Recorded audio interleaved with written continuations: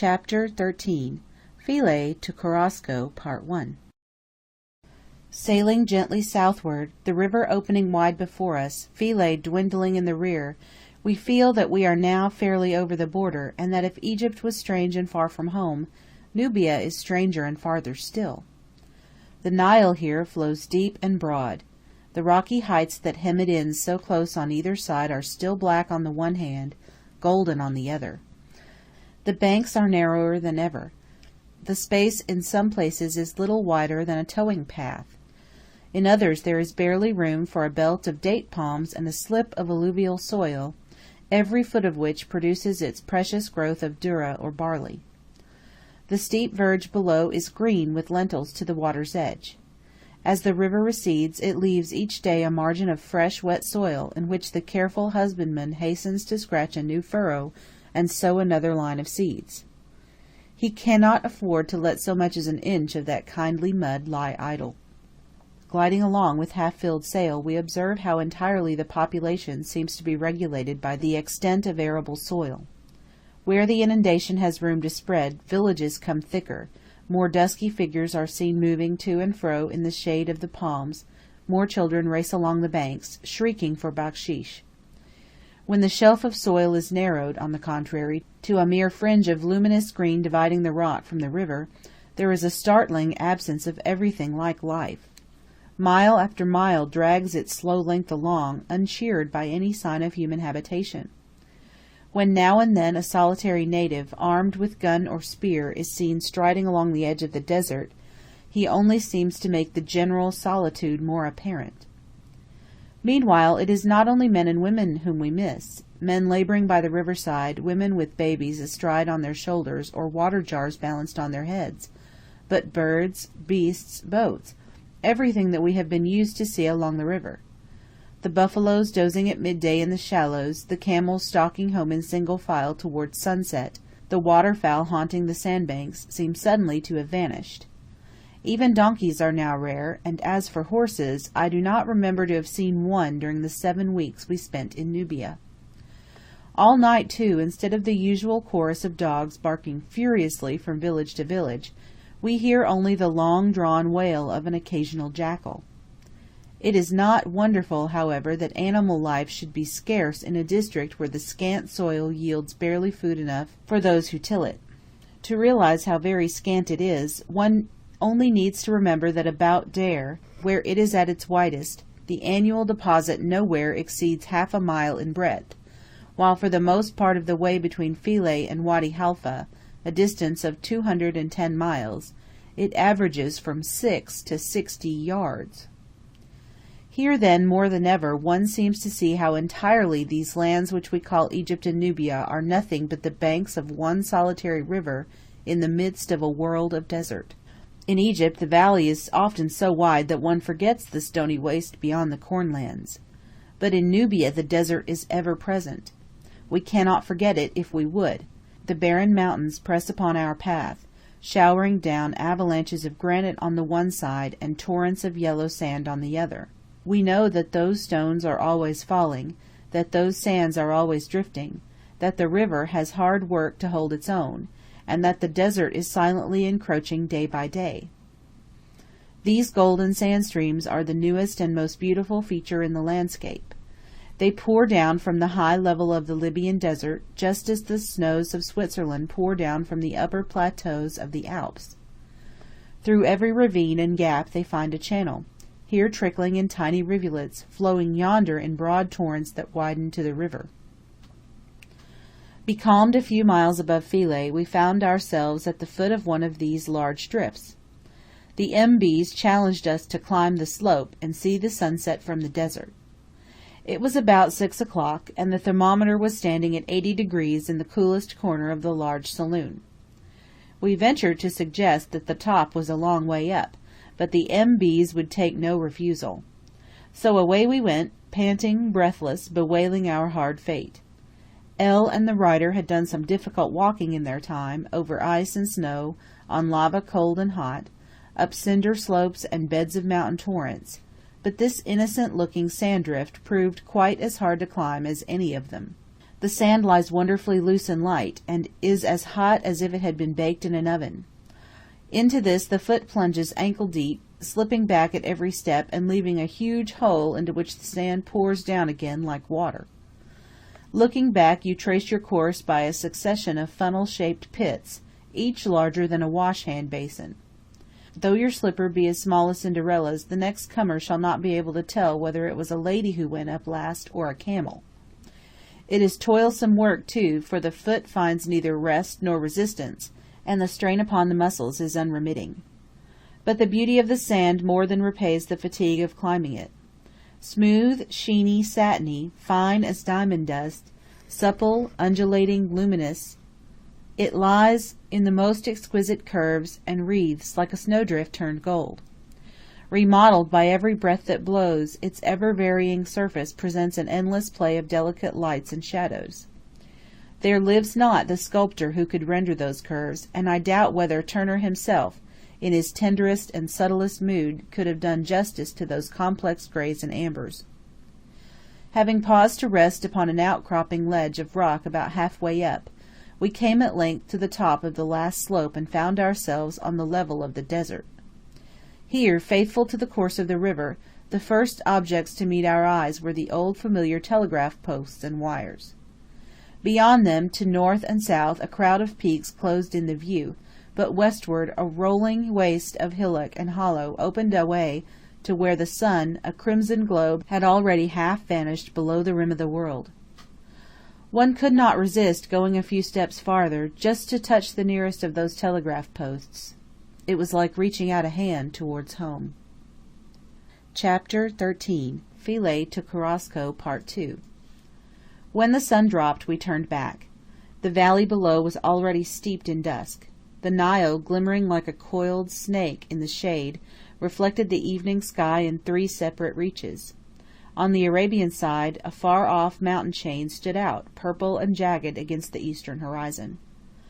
To come down again was easy. Driving our heels well into the sand, we half ran, half glissaded, and soon reached the bottom. Here we were met by an old Nubian woman, who had trudged up in all haste from the nearest village to question our sailors about one Yusuf, her son, of whom she had heard nothing for nearly a year. She was a very poor old woman, a widow, and this Yusuf was her only son. Hoping to better himself, he had worked his passage to Cairo in a cargo boat some 18 months ago. Twice since then he had sent her messages and money, but now 11 months had gone by in silence, and she feared he must be dead.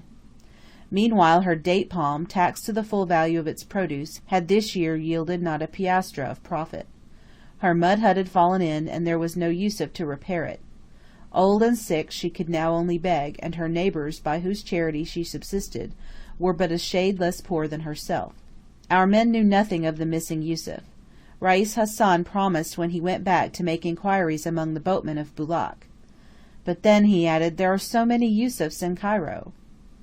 It made one's heart ache to see the tremulous eagerness with which the poor soul put her questions, and the crushed look in her face when she turned away. And now, being fortunate in respect of the wind, which for the most part blows steadily from the north between sunrise and sunset, we make good progress, and for the next 10 days live pretty much on board our dahabeah. The main features of the landscape go on repeating themselves with but little variation from day to day. The mountains wear their habitual livery of black and gold. The river, now widening, now narrowing, flows between banks blossoming with lentils and lupins. With these, and yellow acacia tufts and blue castor oil berries, and the weird coloquintida with its downy leaf and milky juice and puff bladder fruit, like a green peach tinged with purple, we make our daily bouquet for the dinner table. All other flowers have vanished, and even these are hard to get in a land where every green blade is precious to the grower. Now, too, the climate becomes sensibly warmer. The heat of the sun is so great at midday that, even with the north breeze blowing, we can no longer sit on deck between 12 and 3. Towards sundown, when the wind drops, it turns so sultry that to take a walk on shore comes to be regarded as a duty rather than a pleasure. Thanks, however, to that indomitable painter who is always ready for an afternoon excursion, we do sometimes walk for an hour before dinner, striking off generally into the desert, looking for onyxes and carnelians among the pebbles that here and there strew the surface of the sand, and watching in vain for jackals and desert hares. Sometimes we follow the banks instead of the desert, coming now and then to a creaking sakia turned by a melancholy buffalo, or to a native village hidden behind dwarf palms. Here each hut has its tiny forecourt, in the midst of which stand the mud oven and mud cupboard of the family, two dumpy cones of smooth grey clay like big chimney pots, the one capped with a lid, the other fitted with a little wooden door and a wooden bolt. Some of the houses have barbaric ornament palmed off, so to say, upon the walls, the pattern being simply the impression of a human hand dipped in red or yellow ochre, and applied while the surface is moist. The amount of bazaar that takes place whenever we enter one of these villages is quite alarming. The dogs give first notice of our approach, and presently we are surrounded by all the women and girls of the place, offering live pigeons, eggs, vegetable marrows, necklaces, nose rings, and silver bracelets for sale. The boys pester us to buy wretched, half-dead chameleons. The men stand aloof and leave the bargaining to the women. And the women not only know how to bargain, but how to assess the relative value of every coin that passes current on the Nile. Rupees, rubles, rials, dollars, and shillings are as intelligible to them as paras or piastres. Sovereigns are not too heavy nor Napoleons too light for them. The times are changed since Belzoni's Nubian, after staring contemptuously at the first piece of money he had ever seen, asked who would give anything for that small piece of metal. The necklaces consisted of onyx, carnelian, bone, silver, and colored glass beads, with now and then a stray scarab or amulet in the ancient blue porcelain. The arrangement of color is often very subtle.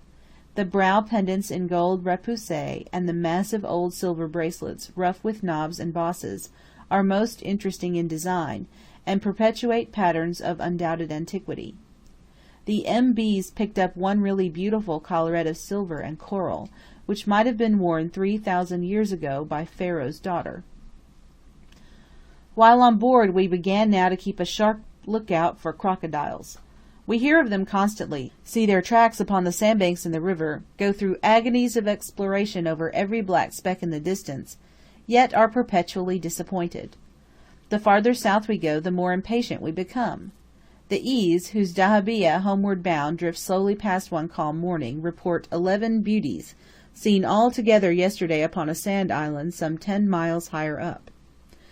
Mr. C.B.'s boat, garlanded with crocodiles from stem to stern, fills us with envy. We would give our ears, almost, to see one of these engaging reptiles dangling from either our own mainmast or that of the faithful Bagstones. Alfred, who has his heart set on bagging at least half a dozen, says nothing, but grows gloomier day by day. At night, when the moon is up and less misanthropic folk are in bed and asleep, he rambles moodily into the desert after jackals. Chapter 13. Philae to Carrasco, Part 3. Meanwhile, on we go, starting at sunrise, mooring at sunset, sailing, tracking, punting, never stopping for an hour by day if we can help it, and pushing straight for Abu Simbel with as little delay as possible. Thus we pass the pylons of Debod with their background of desert, Gertas, a miniature Sunium seen towards evening against the glowing sunset, Tafa, rich in palms with white columns gleaming through green foliage by the waterside, the cliffs, islands, and rapids of Kalabsha, and the huge temple which rises like a fortress in their midst, Dender, a tiny chapel with a single pylon, and Gerf Hassain, which from this distance might be taken for the mouth of a rock-cut tomb in the face of the precipice. About half-way between Kalabsha and Dender we enter the Tropic of Cancer. From this day till the day when we repass that invisible boundary, there is a marked change in the atmospheric conditions under which we live. The days get gradually hotter, especially at noon, when the sun is almost vertical, but the freshness of night and the chill of early morning are no more. Unless a strong wind blows from the north, we no longer know what it is to need a shawl on deck in the evening, or an extra covering on our beds towards dawn. We sleep with our cabin windows open, and enjoy a delicious equality of temperature from sundown to sunrise. The days and nights, too, are of almost equal length. Now also the Southern Cross and a second group of stars, which we conclude must form part of the centaur, are visible between 2 and 4 every morning. They have been creeping up, a star at a time, for the last fortnight, but are still so low upon the eastern horizon that we can only see them when there comes a break in the mountain chain on that side of the river. At the same time, our old familiar friends of the northern hemisphere, looking strangely distorted and out of their proper place, are fast disappearing on the opposite side of the heavens. Orion seems to be lying on his back, and the Great Bear to be standing on his tail, while Cassiopeia and a number of others have deserted en masse. The zenith, meanwhile, is but thinly furnished, so that we seem to have travelled away from the one hemisphere, and not yet to have reached the other. As for the Southern Cross, we reserve our opinion till we get farther south. It would be treason to hint that we are disappointed in so famous a constellation. After Gerf Hossein, the next place of importance for which our maps bid us look out is Dacca. As we draw near, expecting hourly to see something of the temple, the Nile increases in breadth and beauty. It is a peaceful, glassy morning. The men have been tracking since dawn, and stopped to breakfast at the foot of a sandy bank, wooded with tamarisks and gum trees. A glistening network of gossamer floats from bough to bough. The sky overhead is of a tender luminous blue, such as we never see in Europe. The air is wonderfully still. The river, which here takes a sudden bend towards the east, looks like a lake, and seems to be barred ahead by the desert. Presently a funeral passes along the opposite bank, the chief mourner flourishing a long staff like a drum major, the women snatching up handfuls of dust and scattering it upon their heads. We hear their wild wail long after the procession is out of sight. Going on again presently, our whole attention becomes absorbed by the new and singular geological features of the Libyan desert. A vast plain covered with isolated mountains of volcanic structure, it looks like some strange transformation of the Puy de Dôme plateau, with all its wind-swept pastures turned to sand, and its grassy craters stripped to barrenness. The more this plain widens out before our eyes, the more it bristles with peaks. As we round the corner, and Dacca, like a smaller Edfu, comes into sight upon the western bank, the whole desert on that side, as far as the eye can see, presents the unmistakable aspect of one vast field of volcanoes. As in Auvergne, these cones are of all sizes and heights, some low and rounded, like mere bubbles that have cooled without bursting, others ranging apparently from 1,000 to 1,500 feet in height.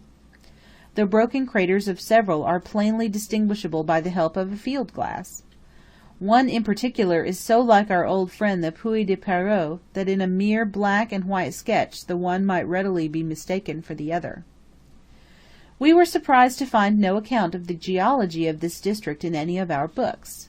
Murray and Wilkinson pass it in silence, and writers of travels, one or two of whom notice only the pyramidal shape of the hills, are for the most part content to do likewise. None seem to have observed their obvious volcanic origin. Thanks to a light breeze springing up in the afternoon, we were able to hoist our big sail again and to relieve the men from tracking. Thus we glided past the ruins of Maharaka, which, seen from the river, looked like a Greek portico set in a hollow waste of burning desert. Next came Wadi Sabua, a temple half buried in sand, near which we met a tiny dahabeah manned by 2 Nubians and flying the star and crescent. A shabby government inspector in European dress and a fez lay smoking on a mat outside his cabin door, while from a spar overhead there hung a mighty crocodile. This monster was of a greenish-brown color and measured at least 16 feet from head to tail. His jaws yawned, and one flat and flabby arm and ponderous paw swung with the motion of the boat, looking horribly human. The painter, with an eye to foregrounds, made a bid for him on the spot, but the shabby inspector was not to be moved by considerations of game. He preferred his crocodile to infidel gold, and scarcely deigned even to reply to the offer. Seen in the half-light of a tropical afterglow, the purple mountains coming down in detached masses to the water's edge on the one side, the desert with its volcanic peaks yet rosy upon the other, We thought the approach to Korosko more picturesque than anything we had yet seen south of the cataract. As the dusk deepened, the moon rose, and the palms that had just room to grow between the mountains and the river turned from bronze to silver. It was half twilight, half moonlight by the time we reached the mooring place, where Ptolemy, who had been sent forward in the small boat half an hour ago, jumped on board laden with a packet of letters and a sheaf of newspapers. For here, where the great caravan route leads off across the desert to Khartoum, we touched the first Nubian post office. It was only 10 days since we had received our last budget at Aswan, but it seemed like 10 weeks. Chapter 14. Korosko to Abu Simbel, Part 1. It so happened that we arrived at Korosko on the eve of El-Eid el-Kebir, or the anniversary of the sacrifice of Abraham, when, according to the Muslim version, Ishmael was the intended victim, and a ram the substituted offering. Now, El-Eid el-Kebir, being one of the great feasts of the Mohammedan calendar, is a day of gifts and good wishes. The rich visit their friends and distribute meat to the poor, and every true believer goes to the mosque to say his prayers in the morning. So instead of starting as usual at sunrise, we treated our sailors to a sheep, and waited till past noon that they might make holiday. They began the day by trooping off to the village mosque in all the glory of new blue blouses, spotless turbans, and scarlet leather slippers, then loitered about till dinner-time, when the said sheep, stewed with lentils and garlic, brought the festivities to an end. It was a thin and ancient beast, and must have been horribly tough, but an epicure might have envied the childlike enjoyment with which our honest fellows squatted, cross-legged and happy, round the smoking cauldron, chattering, laughing, feasting, dipping their fingers in the common mess, washing the whole down with long draughts of Nile water, and finishing off with a hubble-bubble passed from lip to lip, and a mouthful of muddy coffee. By a little after midday they had put off their finery, harnessed themselves to the tow-rope, and set to work to haul us through the rocky shoals which here impede the current. From Korosko to Dare the actual distance is about 11 miles and a half, but what with obstructions in the bed of the river, and what with a wind that would have been favourable but for another great bend which the Nile takes towards the east, those 11 miles and a half cost us the best part of 2 days' hard tracking. Landing from time to time when the boat was close inshore, we found the order of planting everywhere the same: lupins and lentils on the slope against the water-line, an uninterrupted grove of palms on the edge of the bank, in the space beyond, fields of cotton and young corn, and then the desert. The arable soil was divided off, as usual, by hundreds of water channels, and seemed to be excellently farmed as well as abundantly irrigated. Not a weed was to be seen, not an inch of soil appeared to be wasted. In odd corners where there was room for nothing else, cucumbers and vegetable marrows flourished and bore fruit. Nowhere had we seen castor berries so large, cotton pods so full, or palms so lofty. Here also, for the first time in Egypt, we observed among the bushes a few hoopoes and other small birds, and on a sand slope down by the river a group of wild ducks. We, that is to say, one of the MBs and the writer, had wandered off that way in search of crocodiles. The 2 dahabeahs, each with its file of trackers, were slowly labouring up against the current about a mile away. All was intensely hot and intensely silent. We had walked far, and had seen no crocodile. What we should have done if we had met with one I am not prepared to say. Perhaps we should have run away. At all events, we were just about to turn back when we caught sight of the ducks sunning themselves, half asleep, on the brink of a tiny pool about 1/8 of a mile away. Creeping cautiously under the bank, we contrived to get within a few yards of them. There were 4, a drake, a duck, and 2 young ones, exquisitely feathered and as small as teal. The parent birds could scarcely have measured more than 8 inches from head to tail. All alike had chestnut-coloured heads with a narrow buff stripe down the middle, like a parting, maroon backs, wing feathers maroon and grey, and tails tipped with buff. They were so pretty, and the little family party was so complete, that the writer could not help secretly rejoicing that Alfred and his gun were safe on board the Bagstones. High above the Libyan bank on the sloping verge of the desert, stands, half drowned in sand, the little temple of Amata. Seeing it from the opposite side while duck hunting in the morning, I had taken it for one of the many stone shelters erected by Mohammed Ali for the accommodation of cattle levied annually in the Soudan. It proved, however, to be a temple, small but massive, built with squared blocks of sandstone and dating back to the very old times of the Usertessens and Tutmoses. It consists of a portico, a transverse atrium, and 3 small chambers. The pillars of the portico are mere square piers. The rooms are small and low. The roof, constructed of oblong blocks, is flat from end to end. As an architectural structure, it is in fact but a few degrees removed from Stonehenge. A shed without, this little temple is, however, a cameo within. Nowhere save in the tomb of Tea had we seen bas-reliefs so delicately modelled, so rich in colour. Here, as elsewhere, the walls are covered with groups of kings and gods and hieroglyphic texts. The figures are slender and animated. The headdresses, jewellery, and patterned robes are elaborately drawn and painted. Every head looks like a portrait, every hieroglyphic form is a study in miniature. Apart from its exquisite finish, the wall sculpture of Amada has, however, nothing in common with the wall sculpture of the ancient empire. It belongs to the period of Egyptian Renaissance, and, though inferior in power and naturalness to the work of the elder school, it marks just that moment of special development when the art of modelling in low relief had touched the highest level to which it ever again attained. The highest level belongs to the reigns of Thutmose II and Thutmose III, just as the perfect era in architecture belongs to the reigns of Seti I and Ramesses II. It is for this reason that Amada is so precious. It registers an epoch in the history of the art, and gives us the best of that epoch in the hour of its zenith. The sculptor is here seen to be working within bounds already prescribed, yet within those bounds he still enjoys a certain liberty. His art, though largely conventionalized, is not yet stereotyped. His sense of beauty still finds expression. There is, in short, a grace and sweetness about the bas-relief designs of Amada for which one looks in vain to the storied walls of Karnak. The chambers are half choked with sand, and we had to crawl into the sanctuary upon our hands and knees.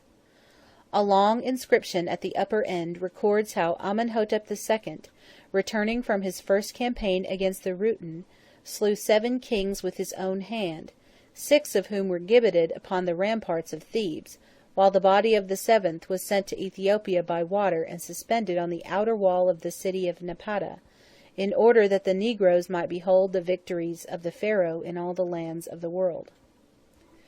In the darkest corner of the atrium we observed a curious tableau representing the king embraced by a goddess. He holds a short straight sword in his right hand, and the crux ansata in his left. On his head he wears the kephersh, or war helmet, a kind of blue mitre studded with gold stars and ornamented with the royal asp. The goddess clasps him lovingly about the neck, and bends her lips to his. The artist has given her the yellow complexion conventionally ascribed to women, but her saucy mouth and nez retroussé are distinctly European. Dressed in the fashion of the 19th century, she might have served Leech as a model for his girl of the period. The sand has drifted so high at the back of the temple that one steps upon the roof as upon a terrace only just raised above the level of the desert.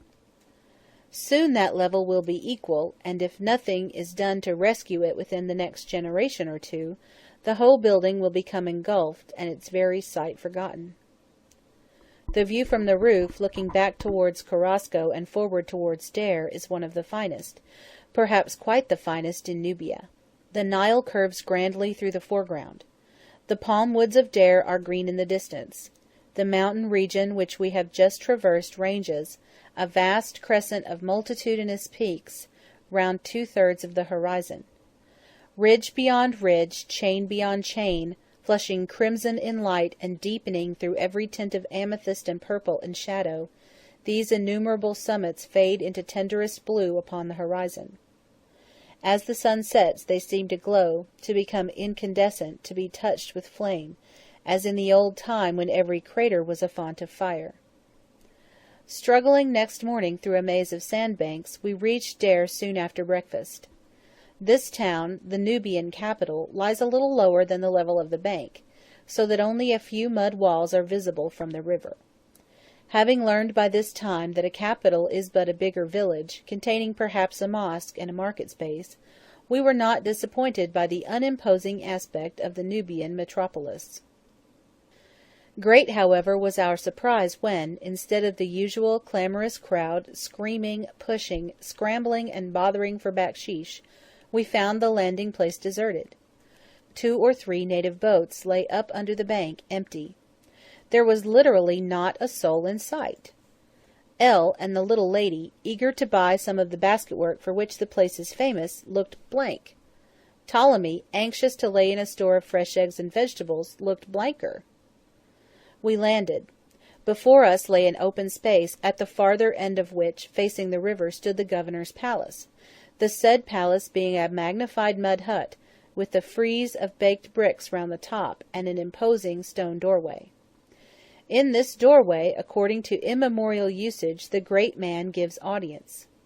We saw him, a mere youth apparently, puffing away at a long chibouk, in the midst of a little group of grey-beard elders. They looked at us gravely, immovably, like smoking automata. One longed to go up and ask them if they were all transformed to black granite from the waist to the feet, and if the inhabitants of Dare had been changed into bluestones. Still bent on buying baskets, if baskets were to be bought, bent also on finding out the whereabouts of a certain rock-cut temple which our books told us to look for at the back of the town, we turned aside into a straggling street leading towards the desert.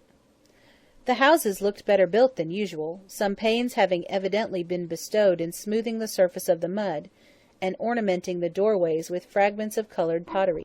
A cracked willow-pattern dinner-plate, set like a fanlight over one, and a white soup-plate over another, came doubtless from the canteen of some English dahabeah, and were the pride of their possessors. Looking from end to end of this street, and it was a tolerably long one, with the Nile at one end and the desert at the other, we saw no sign or shadow of moving creature.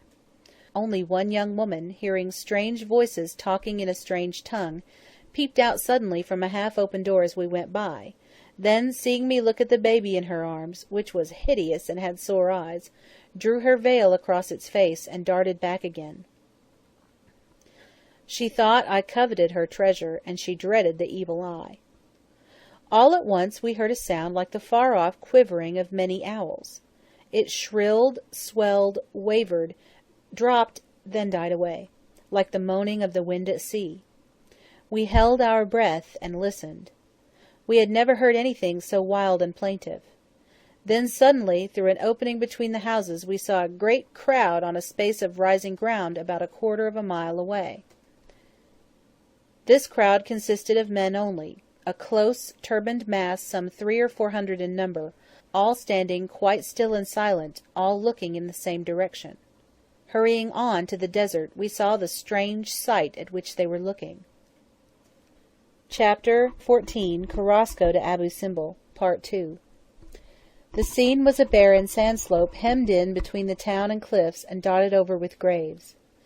The actors were all women. Huddled together under a long wall some few hundred yards away, bareheaded and exposed to the blaze of the morning sun, they outnumbered the men by a full third. Some were sitting, some standing, while in their midst, pressing round a young woman who seemed to act as leader, there swayed and circled and shuffled a compact phalanx of dancers. Upon this young woman the eyes of all were turned. A black Cassandra, she rocked her body from side to side, clapped her hands above her head, and poured forth a wild declamatory chant, which the rest echoed. This chant seemed to be divided into strophes, at the end of each of which she paused, beat her breast, and broke into that terrible wail that we had heard just now from a distance. Her brother, it seemed, had died last night, and we were witnessing his funeral. The actual interment was over by the time we reached the spot, but 4 men were still busy filling the grave with sand, which they scraped up a bowlful at a time and stamped down with their naked feet. The deceased being unmarried, his sister led the choir of mourners. She was a tall, gaunt young woman of the plainest Nubian type, with high cheekbones, eyes slanting upwards at the corners, and an enormous mouth full of glittering teeth. On her head she wore a white cloth smeared with dust. Her companions were distinguished by a narrow white fillet, bound about the brow and tied with 2 long ends behind. They had hidden their necklaces and bracelets, and wore trailing robes and shawls, and loose trousers of black or blue calico. We stood for a long time watching their uncouth dance. None of the women seemed to notice us, but the men made way civilly and gravely, letting us pass to the front that we might get a better view of the ceremony. By and by an old woman rose slowly from the midst of those who were sitting, and moved with tottering, uncertain steps towards a higher point of ground, a little apart from the crowd. There was a movement of compassion among the men, one of whom turned to the rider and said gently, "His mother." She was a small, feeble old woman, very poorly clad. Her hands and arms were like the hands and arms of a mummy, and her withered black face looked ghastly under the mask of dust. For a few moments, swaying her body slowly to and fro, she watched the grave-diggers stamping down the sand, then stretched out her arms and broke into a torrent of lamentations. The dialect of Dare is strange and barbarous, but we felt as if we understood every word she uttered. Presently the tears began to make channels down her cheeks, her voice became choked with sobs, and falling down in a sort of helpless heap like a broken-hearted dog, she lay with her face to the ground, and there stayed. Meanwhile, the sand being now filled in and mounded up, the men betook themselves to a place where the rock had given way, and selected a couple of big stones from the débris. These they placed at the head and foot of the grave, and all was done. Instantly, perhaps at an appointed signal, though we saw none given, the wailing ceased, the women rose, every tongue was loosened, and the whole became a moving, animated, noisy throng dispersing in a dozen different directions.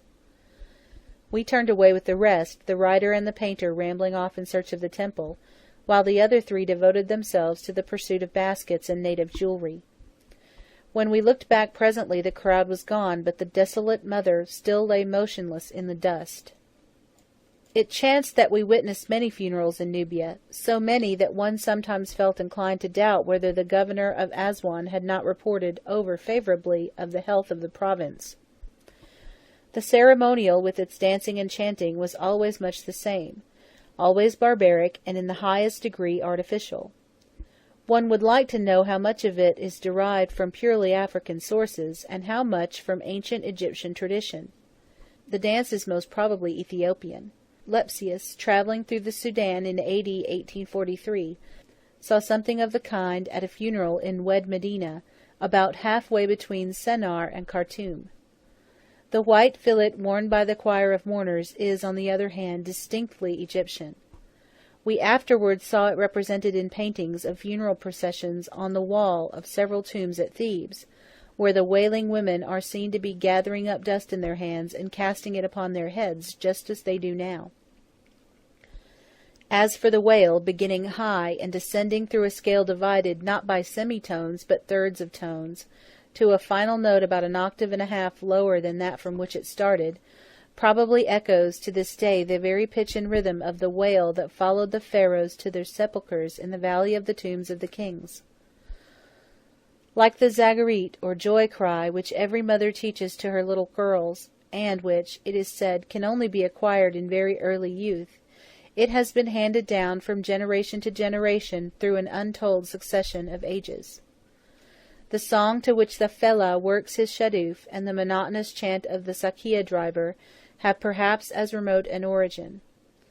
But of all old, mournful human sounds, the death wail that we heard at Dare is perhaps one of the very oldest, certainly the most mournful. The temple here, dating from the reign of Ramses II, is of rude design and indifferent execution. Partly constructed, partly excavated, it is approached by a forecourt, the roof of which was supported by 8 square columns. Of these columns only the bases remain. 4 massive piers, against which once stood 4 colossi, upheld the roof of the portico and gave admission by 3 entrances to the rock-cut chambers beyond. That portico is now roofless. Nothing is left of the colossi but their feet. All is ruin, and ruin without beauty. Seen from within, however, the place is not without a kind of gloomy grandeur. 2 rows of square columns, 3 at each side, divide the large hall into a nave and 2 aisles. This hall is about 40 feet square, and the pillars have been left standing in the living rock, like those in the early tombs at Siout. The daylight, half blocked out by the fallen portico, is pleasantly subdued, and finds its way dimly to the sanctuary at the farther end. The sculptures of the interior, though much damaged, are less defaced than those of the outer court. Walls, pillars, doorways are covered with bas-reliefs. The king and Ptah, the king and Ra, the king and Amun stand face to face, hand in hand, on each of the 4 sides of every column. Scenes of worship, of slaughter, of anointing cover the walls, and the blank spaces are filled in as usual with hieroglyphic inscriptions. Among these Champollion discovered an imperfect list of the sons and daughters of Ramesses II. 4 gods once sat enthroned at the upper end of the sanctuary, but they have shared the fate of the colossi outside, and only their feet remain. The wall sculptures of this dark little chamber are, however, better preserved and better worth preservation than those of the hall. A procession of priests, bearing on their shoulders the bari, or sacred boat, is quite unharmed, and even the colour is yet fresh upon a full-length figure of Hathor close by. But more interesting than all these, more interesting because more rare, is a sculptured palm tree against which the king leans while making an offering to Amun-Ra. The trunk is given with elaborate truthfulness, and the branches, though formalized, are correct and graceful in curvature. The tree is but an accessory. It may have been introduced with reference to the date harvests, which are the wealth of the district, but it has no kind of sacred significance, and is noticeable only for the naturalness of the treatment.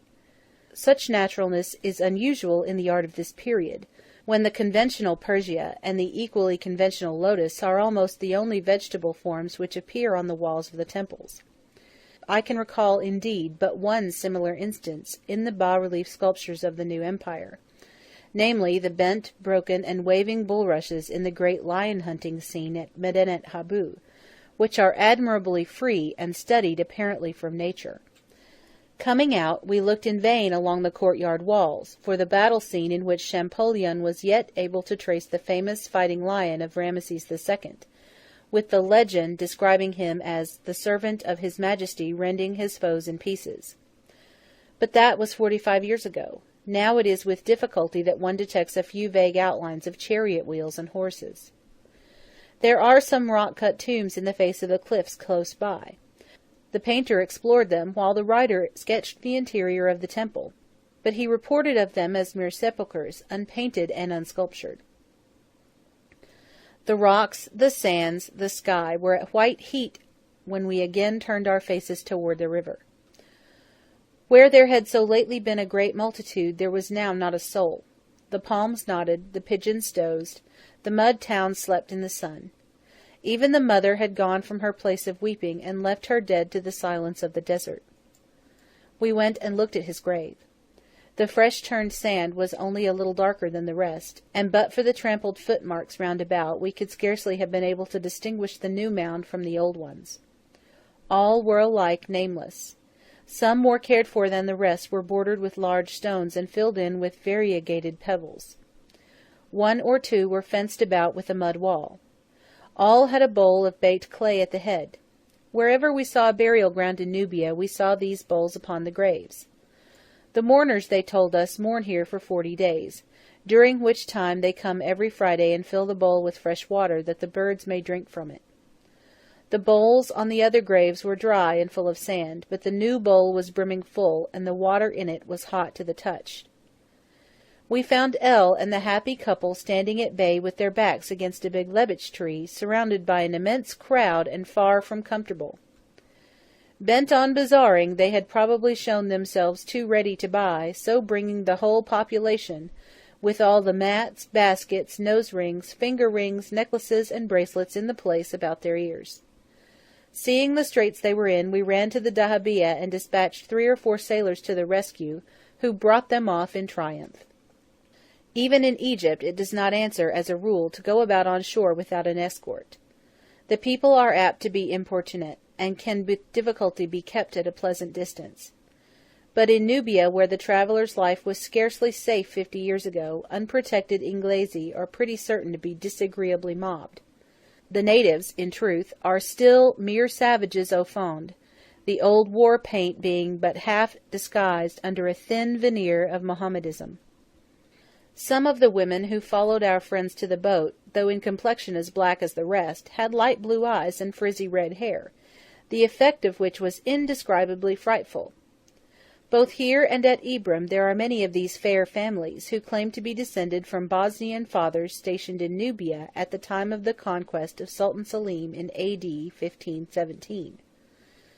They are immensely proud of their alien blood, and think themselves quite beautiful. Chapter 14. Korosko to Abu Simbel, Part 3. All hands being safe on board, we pushed off at once, leaving about a couple of hundred disconsolate dealers on the bank. A long-drawn howl of disappointment followed in our wake. Those who had sold and those who had not sold were alike wronged, ruined, and betrayed.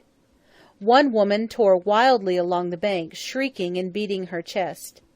Foremost among the sellers, she had parted from her gold brow pendant for a good price, but was inconsolable now for the loss of it. It often happened that those who had been most eager to trade were readiest to repent of their bargains. Even so, however, their cupidity outweighed their love of finery. Moved once or twice by the lamentations of some dark damsel who had sold her necklace at a handsome profit, we offered to annul the purchase.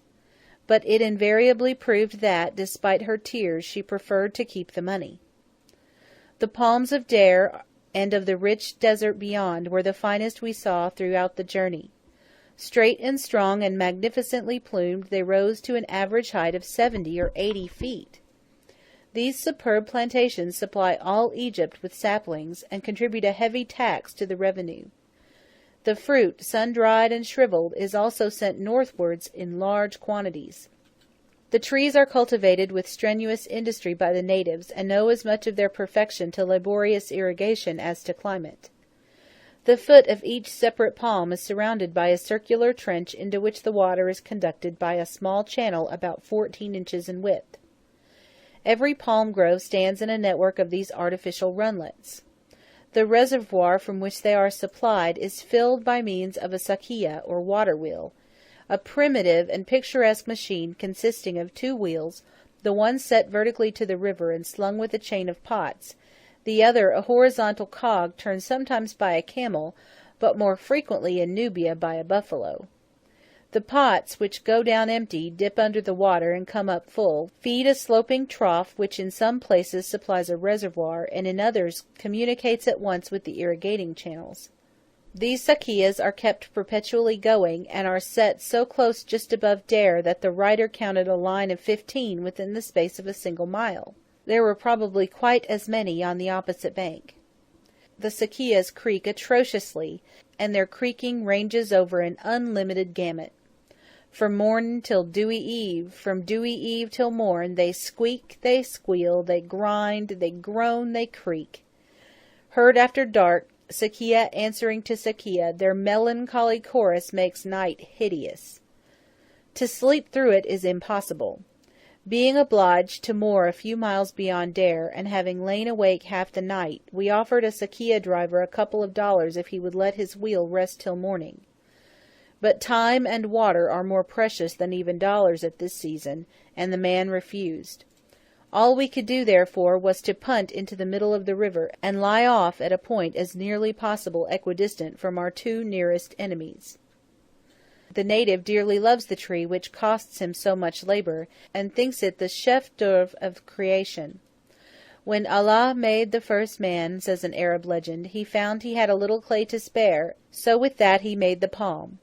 And to the poor Nubian, at all events, the gifts of the palm are almost divine, supplying food for his children, thatch for his hovel, timber for his water wheel, ropes, matting, cups, bowls, and even the strong drink forbidden by the Prophet. The date wine is yellowish white, like whiskey. It is not a wine, however, but a spirit, coarse, fiery, and unpalatable. Certain trees, as for instance the perky little pine of the German wald, are apt to become monotonous, but one never wearies of the palm. Whether taken singly or in masses, it is always graceful, always suggestive. To the sketcher on the Nile it is simply invaluable. It breaks the long parallels of river and bank, and composes with the stern lines of Egyptian architecture as no other tree in the world could do. "Subjects, indeed!" said once upon a time an eminent artist to the present writer. "Fiddlesticks about subjects! Your true painter can make a picture out of a post and a puddle." Substitute a palm, however, for a post, combine it with anything that comes first, a camel, a shadoof, a woman with a water jar upon her head, and your picture stands before you ready made. Nothing more surprised me at first than the colour of the palm frond, which painters of Eastern landscapes are wont to depict of a hard bluish tint, like the colour of a yucca leaf. Its true shade is a tender, bloomy, sea-green grey, difficult enough to match, but in most exquisite harmony with the glow of the sky and the gold of the desert. The palm groves kept us company for many a mile, backed on the Arabian side by long level ranges of sandstone cliffs horizontally stratified, like those of the Thebaid. We now scarcely ever saw a village, only palms and sakias and sandbanks in the river. The villages were there but invisible, being built on the verge of the desert. Arable land is too valuable in Nubia for either the living to dwell upon it or the dead to be buried in it. At Ibrim, a sort of ruined Ehrenbreitstein on the top of a grand precipice overhanging the river, we touched for only a few minutes in order to buy a very small shaggy sheep which had been brought down to the landing place for sale. But for the breeze that happened just then to be blowing, we should have liked to climb the rock and see the view in the ruins, which are part modern, part Turkish, part Roman, and little, if at all, Egyptian. There are also some sculptured and painted grottos to be seen in the southern face of the mountain. They are, however, too difficult of access to be attempted by ladies. Alfred, who went ashore after quail, was drawn up to them by ropes, but found them so much defaced as to be scarcely worth the trouble of a visit. We were now only 34 miles from Abu Simbel, but making slow progress, and impatiently counting every foot of the way. The heat at times was great, frequent and fitful spells of Khamsun wind alternating with a hot calm that tried the trackers sorely.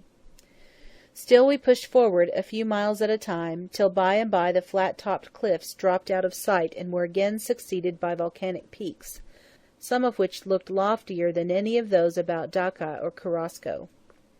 Then the palms ceased, and the belt of cultivated land narrowed to a thread of green between the rocks and the water's edge. And at last there came an evening when we only wanted breeze enough to double 2 or 3 more bends in the river. "Is it to be Abu Simbel tonight?" we asked for the 20th time before going down to dinner. To which Rais Hassan replied, "Aywa," certainly, but the pilot shook his head and added, "Bukra," tomorrow. When we came up again the moon had risen but the breeze had dropped. Still we moved, impelled by a breath so faint that one could scarcely feel it. Presently even this failed. The sail collapsed, the pilot steered for the bank, the captain gave the word to go aloft, when a sudden puff from the north changed our fortunes, and sent us out again with a well-filled sail into the middle of the river. None of us, I think, will be likely to forget the sustained excitement of the next 3 hours.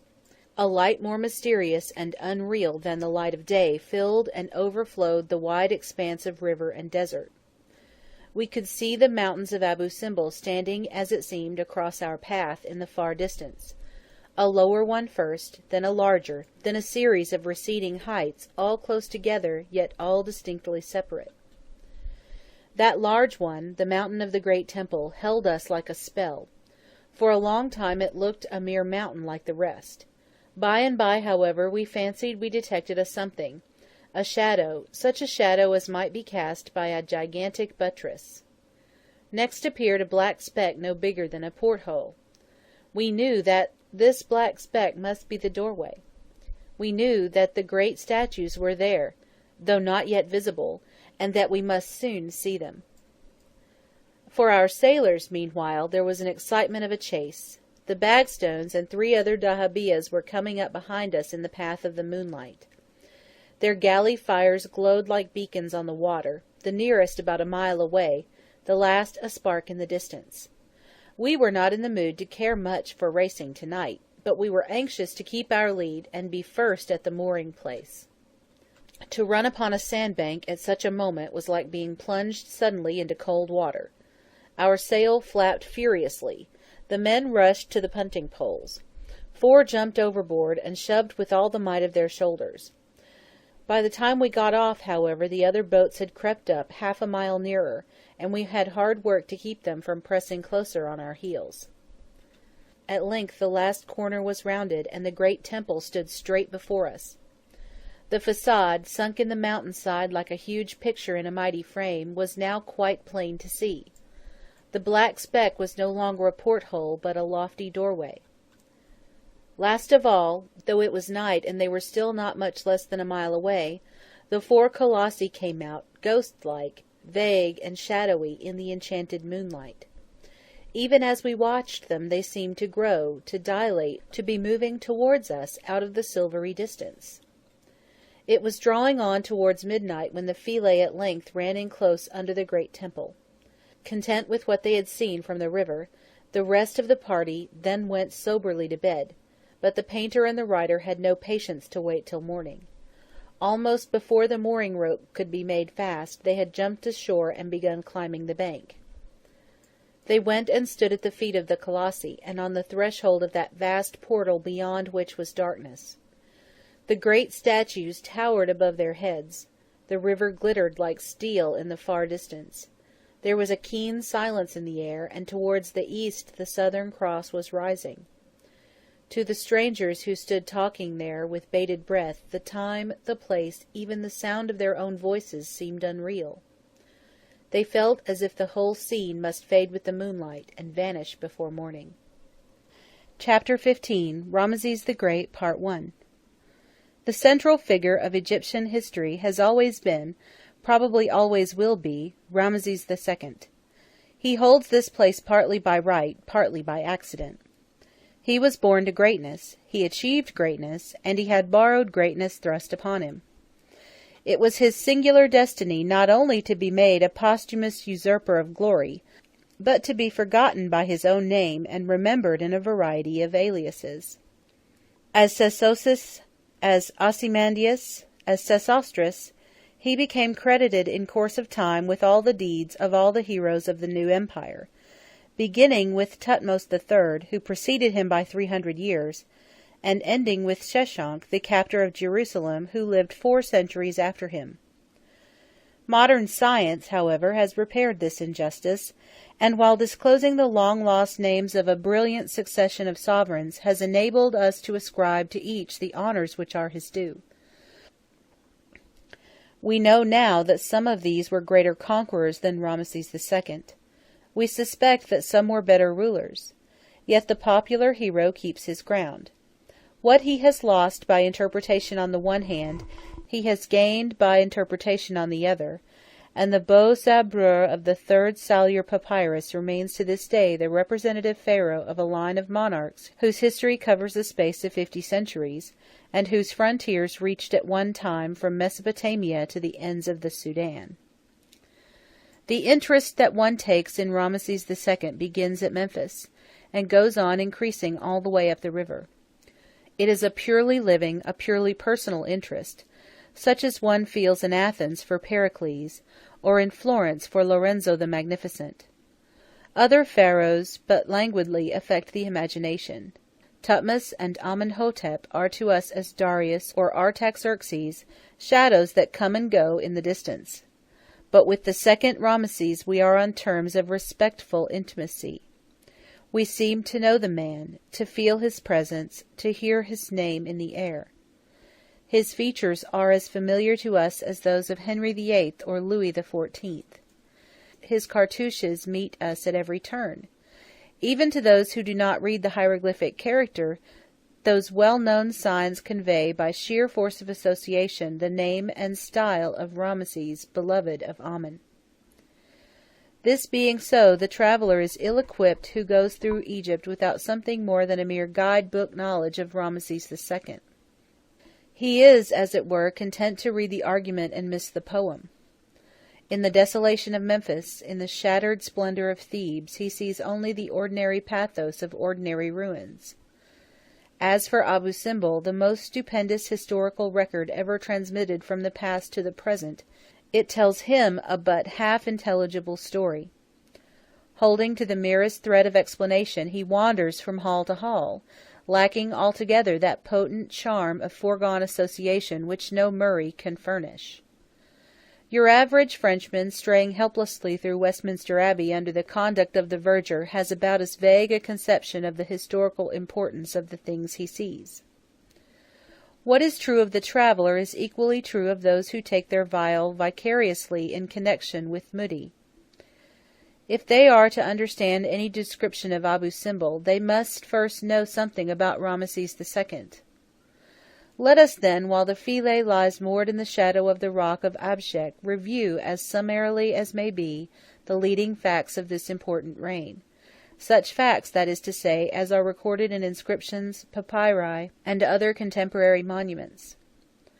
Ramesses II was the son of Seti I, the second pharaoh of the 19th dynasty, and of a certain Princess Tua, described on the monuments as royal wife, royal mother, and heiress and sharer of the throne. She is supposed to have been of the ancient royal line of the preceding dynasty, and so to have had, perhaps, a better right than her husband to the double crown of Egypt. Through her, at all events, Ramesses II seems to have been in some sense born a king, equal in rank, if not in power, with his father. His rights, moreover, were fully recognized by Seti, who accorded him royal and divine honours from the hour of his birth, or, in the language of the Egyptian historians, while he was yet in the egg. The great dedicatory inscription of the Temple of Osiris at Abydos relates how his father took the royal child in his arms, when he was yet little more than an infant, showed him to the people as their king, and caused him to be invested by the great officers of the palace with the double crown of the two lands. The same inscription states that he was a general from his birth, and that as a nursling he commanded the bodyguard and the brigade of chariot fighters. But these titles must of course have been purely honorary. At 12 years of age he was formally associated with his father upon the throne, and by the gradual retirement of Seti I from the cares of active government, the co-royalty of Ramesses became, in the course of the next 10 or 15 years, an undivided responsibility. He was probably about 30 when his father died, and it is from this time that the years of his reign are dated. In other words, Ramesses II, in his official records, counts only from the period of his sole reign, and the year of the death of Seti is the year 1 of the monumental inscriptions of his son and successor. In the 2nd, 4th, and 5th years of his monarchy, he personally conducted campaigns in Syria, more than one of the victories then achieved being commemorated on the rock-cut tablets of Nar el-Keb near Beirut, and that he was by this time recognized as a mighty warrior is shown by the stela of Dacca, which dates from the 3rd year and celebrates him as terrible in battle, the bull powerful against Ethiopia, the griffin furious against the Negroes, whose grip has put the mountaineers to flight. The events of his second campaign, undertaken 2 years later in order to reduce to obedience the revolted tribes of Syria and Mesopotamia, are immortalized in the poem of Pentar. It was on this occasion that he fought his famous single-handed fight, against overwhelming odds, in the sight of both armies under the walls of Kadesh. 3 years later he carried fire and sword into the land of Canaan, and in his 11th year, according to inscriptions yet extant upon the ruined pylons of the Ramesseum at Thebes, he took, among other strong places on sea and shore, the fortresses of Ascalon and Jerusalem. The next important record transports us to the 21st year of his reign. 10 years have now gone by since the fall of Jerusalem, during which time a fluctuating frontier warfare has probably been carried on, to the exhaustion of both armies. Kedasira, Prince of Kedah, sues for peace. An elaborate treaty is thereupon framed, whereby the said prince and Ramesses, chief of rulers who fixes his frontiers where he pleases, pledge themselves to a strict offensive and defensive alliance, and to the maintenance of good will and brotherhood forever. The treaty, we are told, was engraved for the Chetan prince upon a tablet of silver adorned with the likeness of the figure of Sutekh, the great ruler of heaven, while for Ramses Mer Amen it was graven on a wall adjoining the great hall at Karnak, where it remains to this day. According to the last clause of this curious document, the contracting parties enter also into an agreement to deliver up to each other the political fugitives of both countries, providing at the same time for the personal safety of the offenders.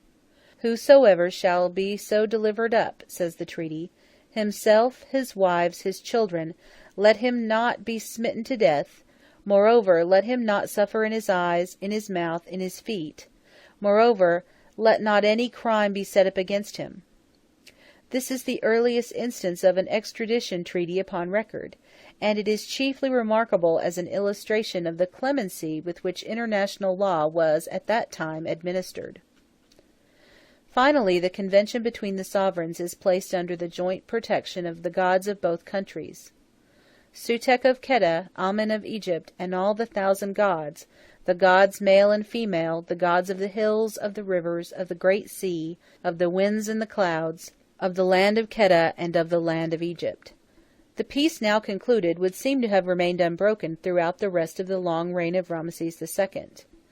We hear at all events of no more wars, and we find the king married presently to a Khetan princess, who in deference to the gods of her adopted country takes the official name of Ma'at-iri Neferu Ra, or contemplating the beauties of Ra. The names of 2 other queens, Nefertari and Astenefert, are also found upon the monuments. These 3 were probably the only legitimate wives of Ramses II, though he must also have been the lord of an extensive harem. His family, at all events, as recorded upon the walls of the temple of Wadi Suba, amounted to no less than 170 children, of whom 111 were princes. This may have been a small family for a great king 3,000 years ago. It was but the other day, comparatively speaking, that Lepsius saw and talked with old Hassan, Kashif of Dare, the same petty ruler who gave so much trouble to Belzoni, Burckhardt, and other early travellers. And he, like a patriarch of old, had in his day been the husband of 64 wives and the father of something like 200 children. For 46 years after the making of the Khetan Treaty, Ramesses the Great lived at peace with his neighbours and tributaries. The evening of his life was long and splendid. It became his passion and his pride to found new cities, to raise dikes, to dig canals, to build fortresses, to multiply statues, obelisks, and inscriptions, and to erect the most gorgeous and costly temples in which man ever worshipped. To the monuments founded by his predecessors he made additions so magnificent that they dwarfed the designs they were intended to complete. He caused artesian wells to be pierced in the stony bed of the desert. He carried on the canal begun by his father, and opened the waterway between the Mediterranean and the Red Sea. No enterprise was too difficult, no project too vast, for his ambition.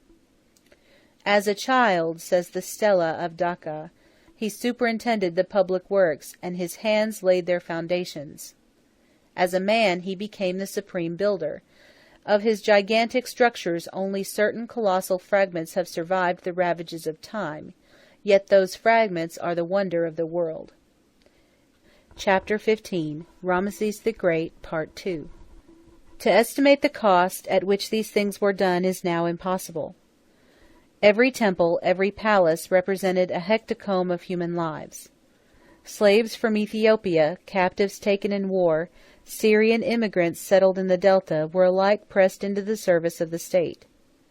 We know how the Hebrews suffered, and to what an extremity of despair they were reduced by the tasks imposed upon them.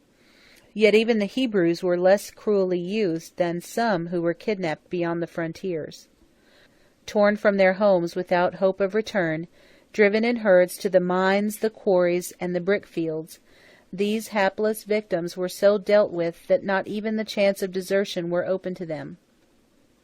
The Negroes from the south were systematically drafted to the north, the Asiatic captives were transported to Ethiopia. Those who laboured underground were goaded on without rest or respite, till they fell down in the mines and died. That Ramesses II was the Pharaoh of the captivity, and that Meneptah, his son and successor, was the Pharaoh of the Exodus, are now among the accepted presumptions of Egyptological science. The Bible and the monuments confirm each other upon these points, while both are again corroborated by the results of recent geographical and philological research. The treasure cities Pithom and Ramses, which the Israelites built for Pharaoh with bricks of their own making, are the Patum and Pa-Ramses of the inscriptions, and both have recently been identified by M. Naville in the course of his excavations conducted in 1883 and 1886 for the Egypt Exploration Fund. The discovery of Pithom, the ancient biblical treasure city of the first chapter of Exodus, has probably attracted more public attention and been more widely discussed by European savants than any archaeological event since the discovery of Nineveh. It was in February 1883 that M. Naville opened the well-known mound of Tel el Maskuta on the south bank of the new Sweetwater Canal in the Wadi Tumilat, and there discovered the foundations and other remains of a fortified city of the kind known in Egyptian as Bekhen or store fort. This Bekhen, which was surrounded by a wall 30 feet in thickness, proved to be about 12 acres in extent. In one corner of the enclosure were found the ruins of a temple built by Ramses II. The rest of the area consisted of a labyrinth of subterraneous rectangular cellars or store chambers, constructed of sun-dried bricks of large size and divided by walls varying from 8 to 10 feet in thickness. In the ruins of the temple were discovered several statues more or less broken, a colossal hawk inscribed with the royal ovals of Ramses II, and other works of art dating from the reigns of Osorkon II, Nectanebo, and Ptolemy Philadelphus.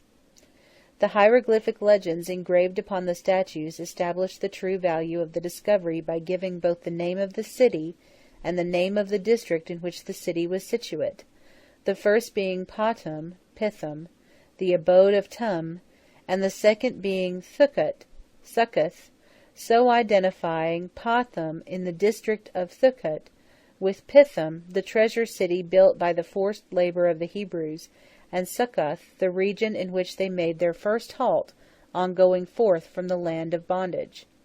Even the bricks with which the great wall and the walls of the store chambers are built bear eloquent testimony to the toil of the suffering colonists, and confirm in its minutest details the record of their oppression, some being duly kneaded with straw, others, when the straw was no longer forthcoming, being mixed with the leafage of a reed common to the marshlands of the delta, and the remainder, when even this substitute ran short, being literally bricks without straw, moulded of mere clay crudely dried in the sun. The researches of M. Naville further showed that the temple to Tum, founded by Ramses II, was restored or rebuilt by Osorkon II of the 22nd dynasty, whilst at a still higher level were discovered the remains of a Roman fortress. That Pithom was still an important place in the time of the Ptolemies is proved by a large and historically important tablet found by M. Naville in one of the store chambers, where it had been thrown in with other sculptures and rubbish of various kinds. This table records repairs done to the canal, an expedition to Ethiopia, and the foundation of the city of Arisno. Not less important from a geographical point of view was the finding of a Roman milestone which identifies Pithom with Hieropolis, where, according to the Septuagint, Joseph went forth to meet Jacob. This milestone gives 9 Roman miles as the distance from Hieropolis to Clysma. A very curious manuscript lately discovered by Signore Gammarini in the library of Arezzo shows that even so late as the 4th century of the Christian era, this ancient walled enclosure, the camp or aerocastra of the Roman period, the Pithom of the Bible, was still known to pious pilgrims as the Pithom built by the children of Israel, that the adjoining town, external to the camp, at that time established within the old Pithom boundaries, was known as Hieropolis, and that the town of Ramesses was distant from Pithom about 20 Roman miles. As regards Pa-Ramesses, the other treasure city of Exodus, it is conjecturally but not positively identified by M. Naville with the mound of Saft el Henna, the scene of his explorations in 1886. That Soft el Henna was identical with Kes, or Goshen, the capital of the land of Goshen, has been unequivocally demonstrated by the discoverer. And that it was also known in the time of Ramesses II as Pa-Ramesses is shown to be highly probable. There are remains of a temple built of black basalt, with pillars, fragments of statues, and the like, all inscribed with the cartouches of Ramesses II, and the distance from Pithom is just 20 Roman miles. It was from Pa-Ramesses that Ramesses II set out with his army to attack the Confederate princes of Asia Minor, then lying in ambush near Kadesh, and it was thither that he returned in triumph after the great victory.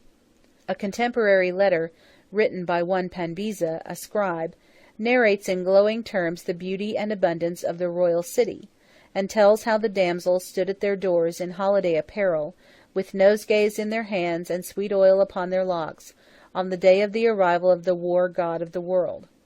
This letter is in the British Museum. Other letters written during the reign of Ramesses II have by some been supposed to make direct mention of the Israelites.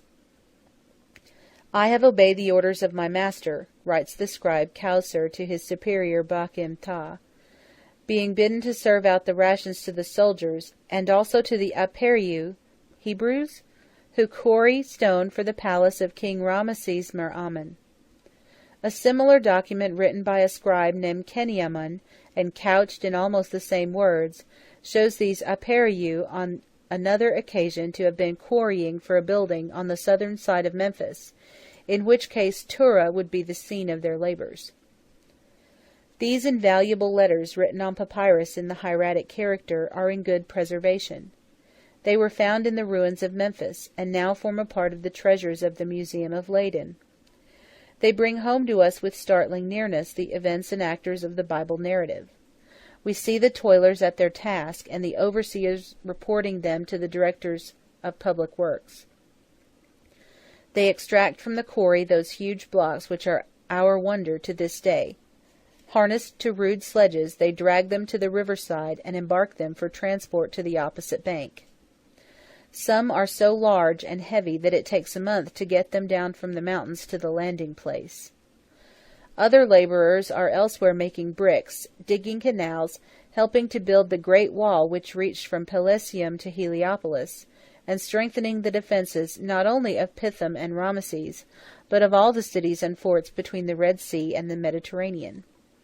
Their lot is hard, but not harder than the lot of other workmen. They are well fed, they intermarry, they increase and multiply. The season of their great oppression is not yet come. They make bricks, it is true, and those who are so employed must supply a certain number daily. But the straw is not yet withheld, and the task, though perhaps excessive, is not impossible.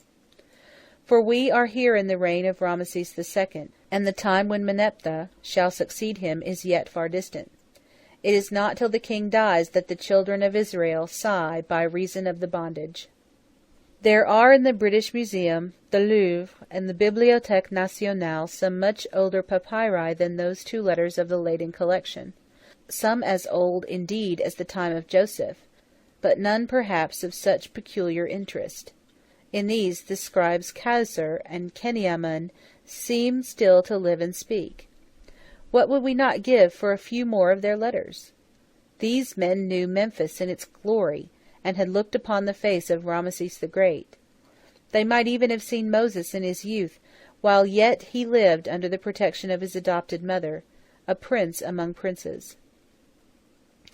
Kausar and Keniamun lived and died and were mummied between 3,000 and 4,000 years ago, yet these frail fragments of papyrus have survived the wreck of ages, and the quaint writing with which they are covered is intelligible to ourselves as to the functionaries to whom it was addressed. The Egyptians were eminently businesslike, and kept accurate entries of the keep and labor of their workmen and captives. From the earliest epoch of which the monuments furnish record, we find an elaborate bureaucratic system in full operation throughout the country. Even in the time of the pyramid builders, there are ministers of public works, inspectors of lands, lakes, and quarries, secretaries, clerks, and overseers innumerable.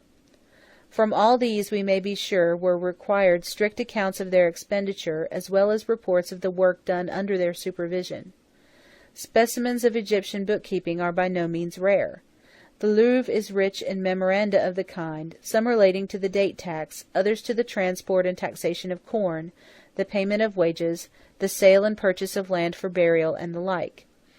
If any definite and quite unmistakable news of the Hebrews should ever reach us from Egyptian sources, it will almost certainly be through the medium of documents such as these. Chapter 15. Ramesses the Great, Part 3.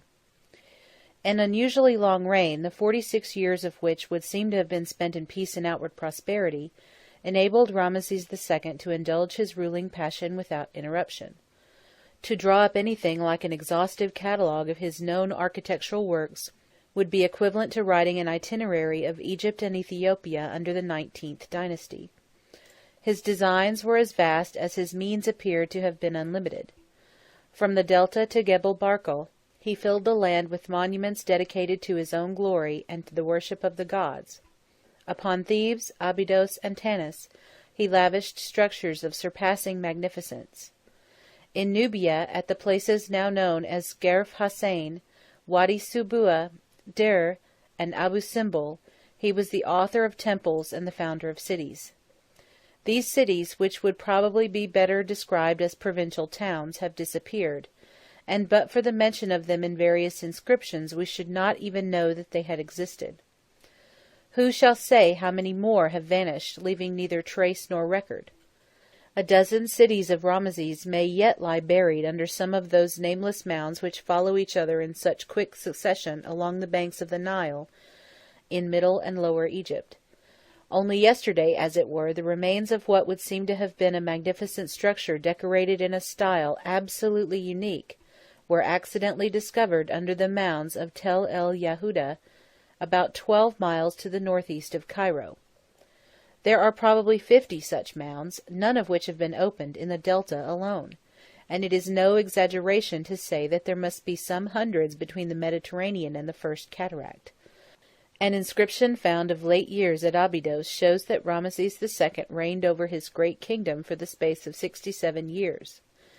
"It is thou," says Ramesses IV, addressing himself to Osiris, "it is thou who wilt rejoice me with such length of reign as Ramesses II, the great god, in his 67 years. It is thou who wilt give me the long duration of this great reign." If we only knew at what age Ramesses II succeeded to the throne, we should, by help of this inscription, know also the age at which he died. No such record has, however, transpired, but a careful comparison of the length of time occupied by the various events of his reign, and above all the evidence of age afforded by the mummy of this great pharaoh, discovered in 1886, show that he must have been very nearly, if not quite, a centenarian. "Thou madest designs while yet in the age of infancy," says the Stela of Dacca. "Thou wert a boy wearing the sidelock, and no monument was erected, and no order was given without thee.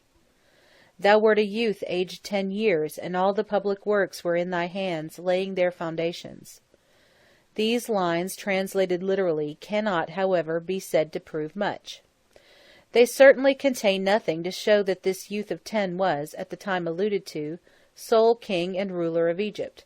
That he was titular king, in the hereditary sense, from his birth and during the lifetime of his father, is now quite certain. That he should, as a boy, have designed public buildings and superintended their construction is extremely probable.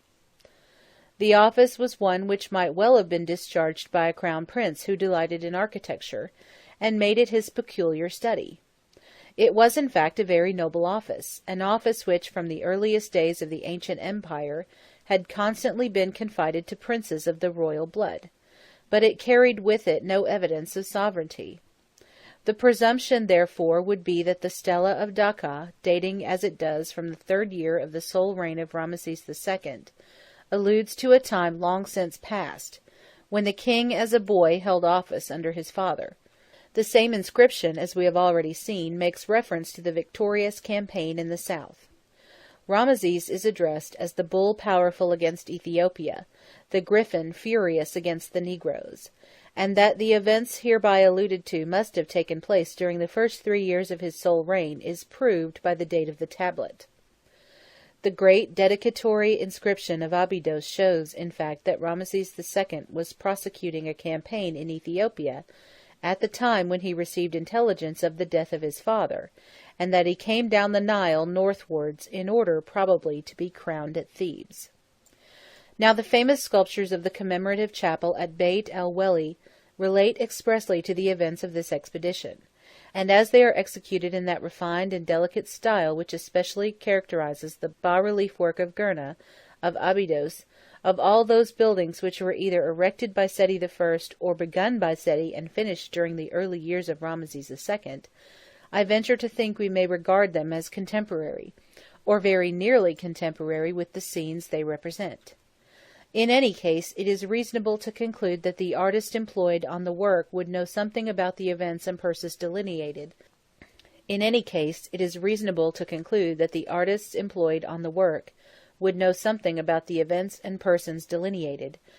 that they would be guilty of no glaring inaccuracies. All doubt as to whether the dates refer to the associated reigns of Seti and Ramesses, or to the sole reign of the latter, vanish, however, when in these same sculptures we find the conqueror accompanied by his son, Prince Amenhotep, who is of an age not only to bear his part in the field, but afterwards to conduct an important ceremony of state on the occasion of the submission and tribute offering of the Ethiopian commander. Such is the unmistakable evidence of the bas-reliefs at Beit el-Weli, as those who cannot go to Beit el-Weli may see and judge for themselves by means of the admirable casts of these great tableaux which line the walls of the second Egyptian room at the British Museum. To explain away Prince Amenhotep would be difficult. We are accustomed to a certain amount of courtly exaggeration on the part of those who record with pen or pencil the great deeds of the pharaohs. We expect to see the king always young, always beautiful, always victorious. It seems only right and natural that he should never be less than 20, and sometimes more than 60 feet in height. But that any flatterer should go so far as to credit a lad of 13 with a son at least as old as himself is surely quite incredible. Lastly, there is the evidence of the Bible. Joseph being dead and the Israelites established in Egypt, there comes to the throne a Pharaoh who takes alarm at the increase of this alien race, and who seeks to check their too rapid multiplication. He not only oppresses the foreigners, but ordains that every male infant born to them in their bondage shall be cast into the river. This Pharaoh is now universally believed to be Ramesses II. Then comes the old, sweet, familiar Bible story that we know so well. Moses is born, cast adrift in the ark of bulrushes, and rescued by the king's daughter. He becomes to her as a son. Although no dates are given, it is clear that the new Pharaoh has not been long upon the throne when these events happen. It is equally clear that he is no mere youth. He is old in the uses of statecraft, and he is the father of a princess of whom it is difficult to suppose that she herself was an infant. On the whole, then, we can but conclude that Ramesses II, though born a king, was not merely grown to manhood, but wedded and the father of children already past the period of infancy, before he succeeded to the sole exercise of sovereign power. This is, at all events, the view taken by Professor Maspero, who expressly says, in the latest edition of his Histoire Ancienne, that Ramesses II, when he received news of the death of his father, was then in the prime of life, and surrounded by a large family, some of whom were of an age to fight under his command. Bruges places the birth of Moses in the 6th year of the reign of Ramesses II. This may very well be. The 80 years that elapsed between that time and the time of the Exodus correspond with sufficient exactness to the chronological data furnished by the monuments. Moses would thus see out the 61 remaining years of the king's long life, and release the Israelites from bondage towards the close of the reign of Meneptah, who sat for about 20 years on the throne of his fathers. The correspondence of dates this time leaves nothing to be desired. The Sesostris of Diodorus Siculus went blind, and died by his own hand, which act, says the historian, as it is conformed to the glory of his life, was greatly admired by his people. We are here evidently in the region of pure fable. Suicide was by no means an Egyptian but a classical virtue. Just as the Greeks hated age, the Egyptians reverenced it, and it may be doubted whether a people who seemed always to have passionately desired length of days would have seen anything to admire in a wilful shortening of that most precious gift of the gods. With the one exception of Cleopatra, the death of Nicotis the rosy-cheeked being also of Greek, and therefore questionable origin, no Egyptian sovereign is known to have committed suicide, and even Cleopatra, who was half Greek by birth, must have been influenced to the act by Greek and Roman example. Dismissing, then, altogether this legend of blindness and self-slaughter, it must be admitted that of the death of Rameses II we know nothing certain. Such are, very briefly, the leading facts of the history of this famous pharaoh. Exhaustively treated, they would expand into a volume. Even then, however, one would ask, and ask in vain, what manner of man he was. Every attempt to evolve his personal character from these scanty data is in fact a mere exercise of fancy. That he was personally valiant may be gathered with due reservation from the poem of Pentar, and that he was not unmerciful is shown in the extradition clause of the Khetton Treaty. His pride was evidently boundless. Every temple which he erected was a monument to his own glory. Every colossus was a trophy, every inscription a paean of self-praise. At Abu Simbel, at Dur, at Gerf Hussein, he seated his own image in the sanctuary among the images of the gods. There are even instances in which he is depicted under the twofold aspect of royalty and divinity, Rameses the Pharaoh burning incense before Rameses the deity. For the rest, it is safe to conclude that he was neither better nor worse than the general run of Oriental despots, that he was ruthless in war, prodigal in peace, rapacious of booty, and unsparing in the exercise of almost boundless power. Such pride and such despotism were, however, in strict accordance with immemorial precedent, and with the temper of the age in which he lived. The Egyptians would seem, beyond all doubt, to have believed that their king was always, in some sense, divine. They wrote hymns and offered up prayers to him, and regarded him as the living representative of deity. His princes and ministers habitually addressed him in the language of worship. Even his wives, who ought to have known better, are represented in the performance of acts of religious adoration before him. What wonder, then, if the man so deified believed himself a god? Chapter 16. Abu Simbel, Part 1. We came to Abu Simbel on the night of the 31st of January, and we left at sunset on the 18th of February. Of these 18 clear days, we spent 14 at the foot of the rock of the great temple, called in the old Egyptian tongue the rock of Abshek. The remaining 4, taken at the end of the first week and the beginning of the second, were passed in the excursion to Wadi Halfa and back. By thus dividing the time, our long sojourn was made less monotonous for those who had no especial work to do. Meanwhile, it was wonderful to wake every morning close under the steep bank, and without lifting one's head from the pillow, to see that row of giant faces so close against the sky. They showed unearthly enough by moonlight, but not half so unearthly as in the grey of dawn. At that hour, the most solemn of the 24, they wore a fixed and fatal look that was little less than appalling. As the sky warmed, this awful look was succeeded by a flush that mounted and deepened like the rising flush of life. For a moment they seemed to glow, to smile, to be transfigured. Then came a flash as of thought itself. It was the first instantaneous flash of the risen sun. It lasted less than a second. It was gone almost before one could say that it was there. The next moment, mountain, river, and sky were distinct in the steady light of day, and the colossi, mere colossi now, sat serene and stony in the open sunshine. Every morning I waked in time to witness that daily miracle. Every morning I saw those awful brethren pass from death to life, from life to sculptured stone. I brought myself almost to believe, at last, that there must sooner or later come some one sunrise when the ancient charm would snap asunder, and the giants must arise and speak. Stupendous as they are, nothing is more difficult than to see the colossi properly. Standing between the rock and the river, one is too near; stationed on the island opposite, one is too far off; while from the sand slope only a side view is obtainable. Hence, for want of a fitting standpoint, many travellers have seen nothing but deformity in the most perfect face handed down to us by Egyptian art.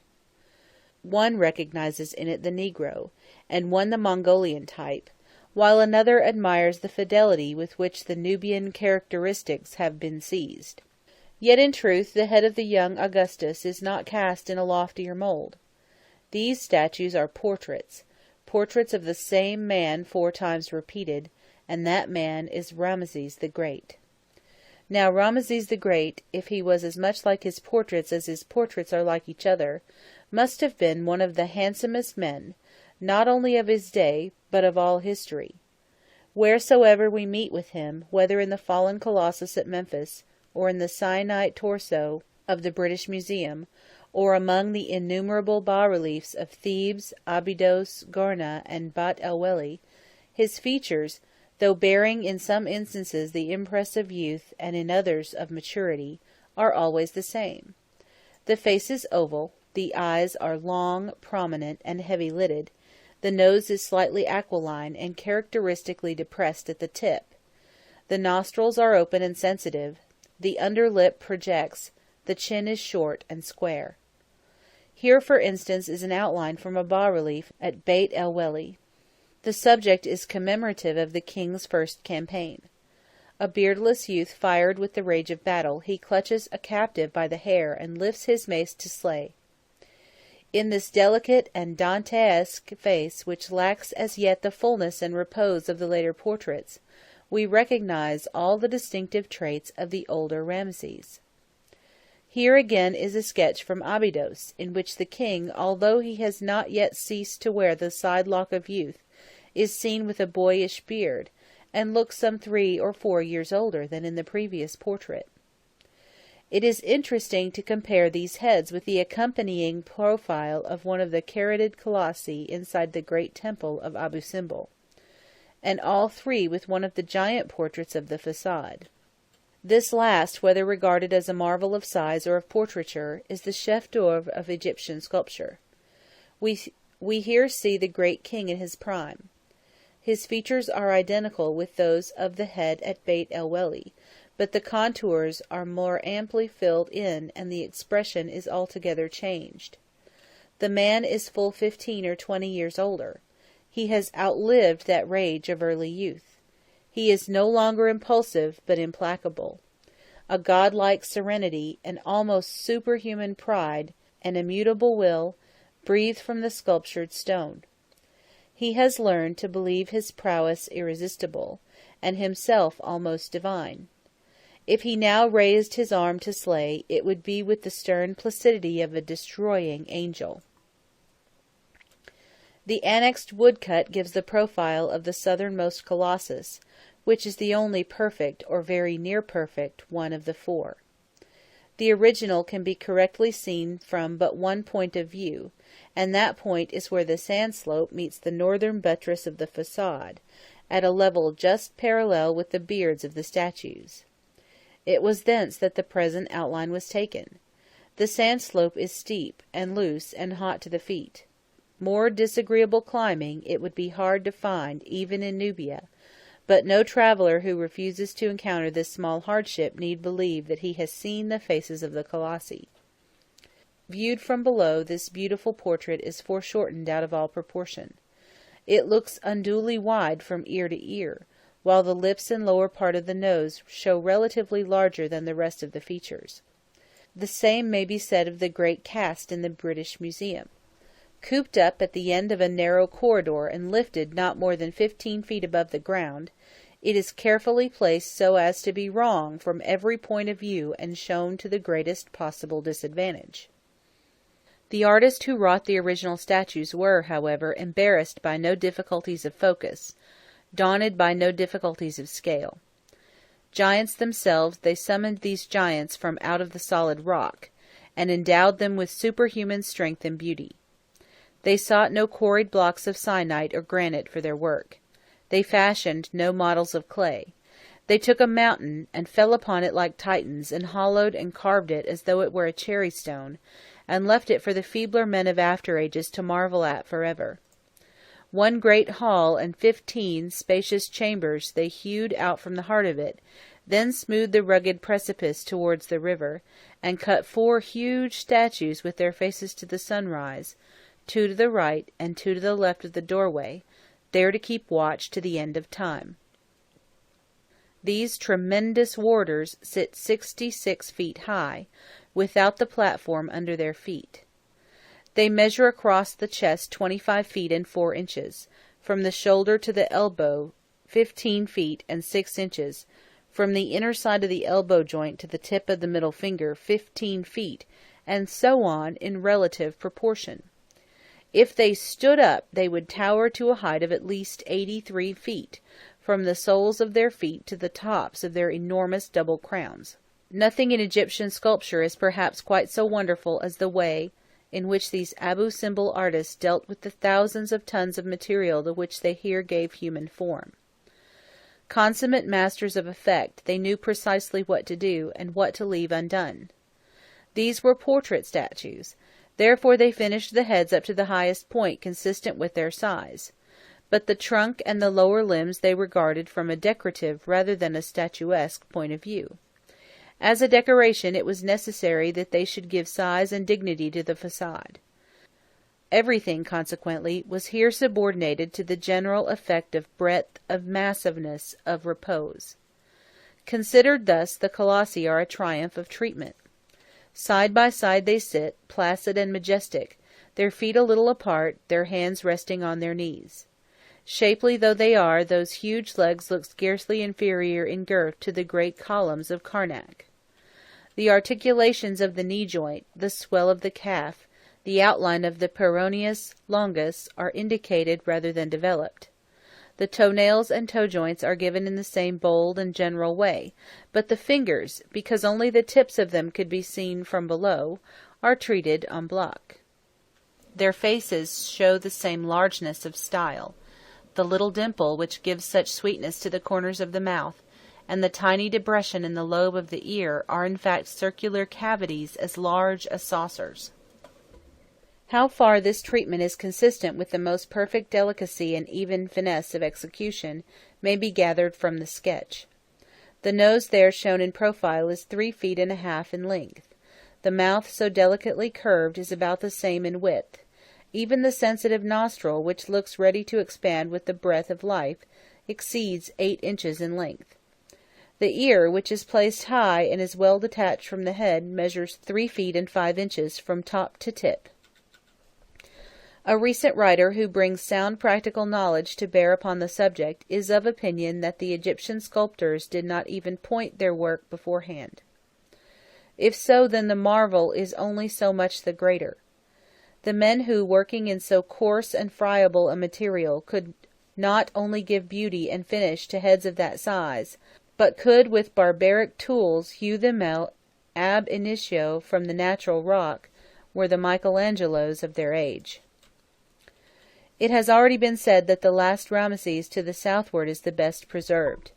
His left arm and hand are injured, and the head of the uraeus sculptured on the front of the pshent is gone. But with these exceptions the figure is whole, as fresh in surface, as sharp in detail, as on the day it was completed.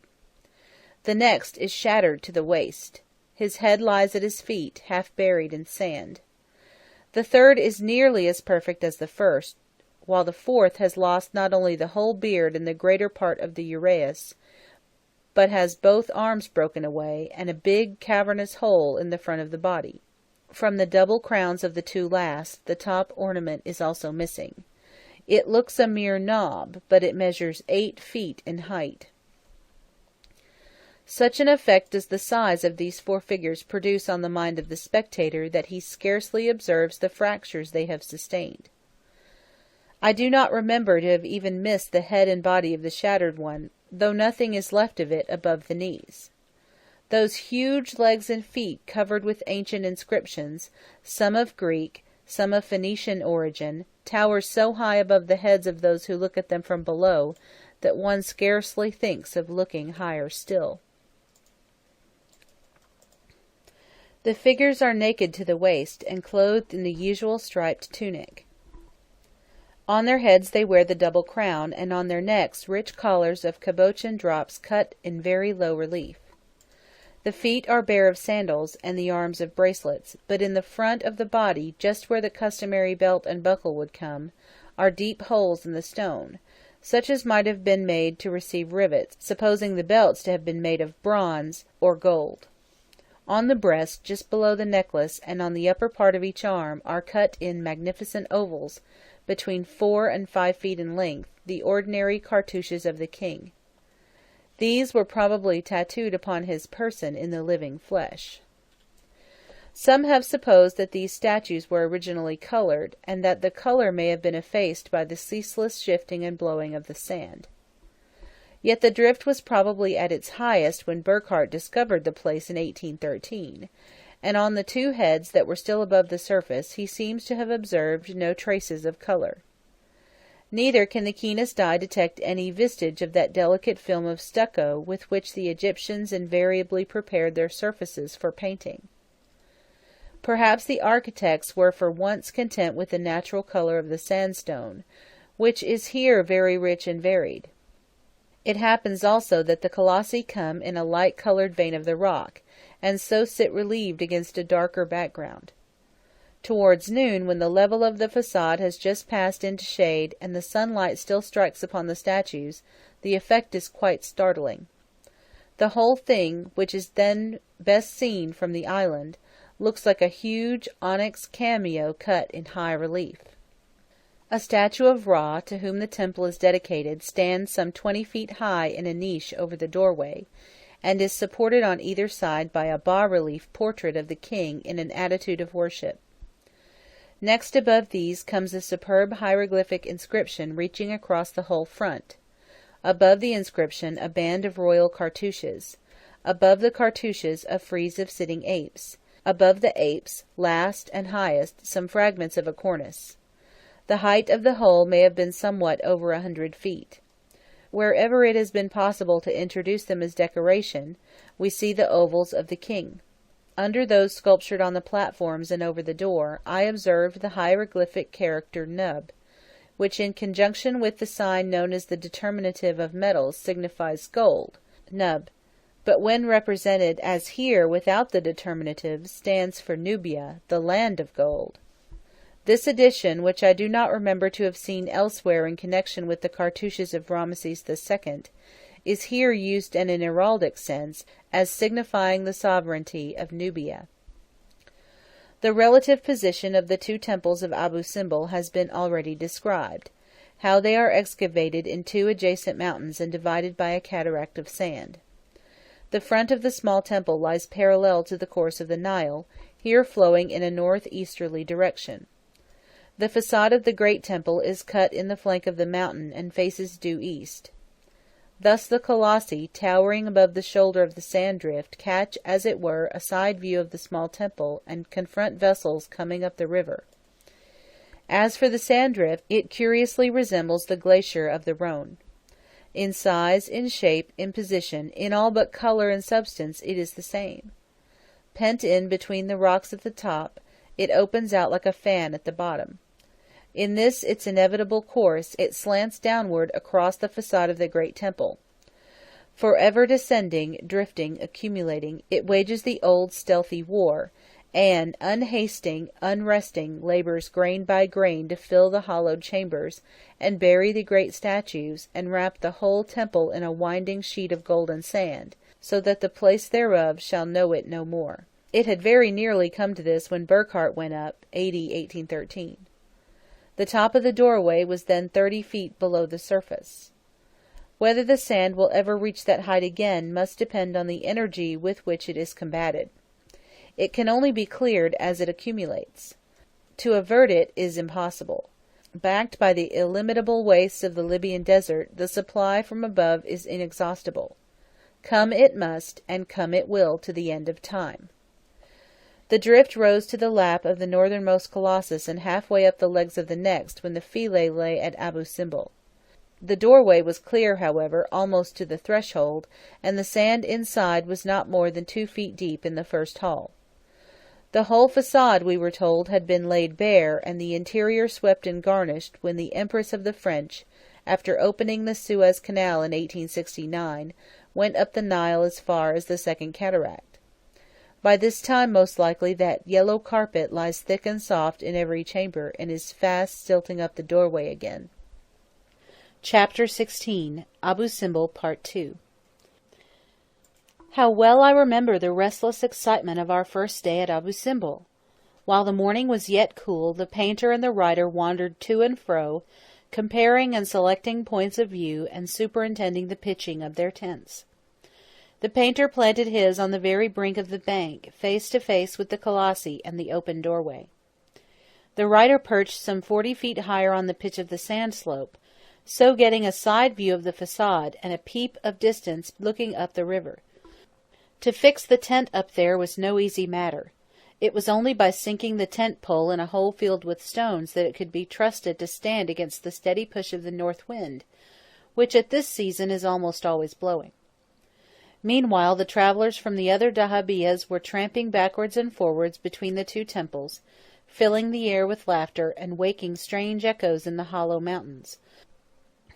As the day wore on, however, they returned to their boats, which one by one spread their sails and bore away for Wadi Halfa.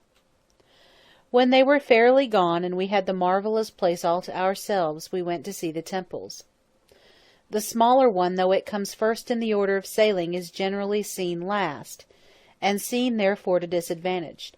To eyes fresh from the abode of Ra, the abode of Hathor looks less than its actual size, which is in fact but little inferior to that of the temple at Dur. A first hall, measuring some 40 feet in length by 21 in width, leads to a transverse corridor, 2 side chambers, and a sanctuary 7 feet square, at the upper end of which are the shattered remains of a cow-headed statue of Hathor. 6 square pillars, as at Dur, support what, for want of a better word, one must call the ceiling of the hall, though the ceiling is, in truth, the superincumbent mountain.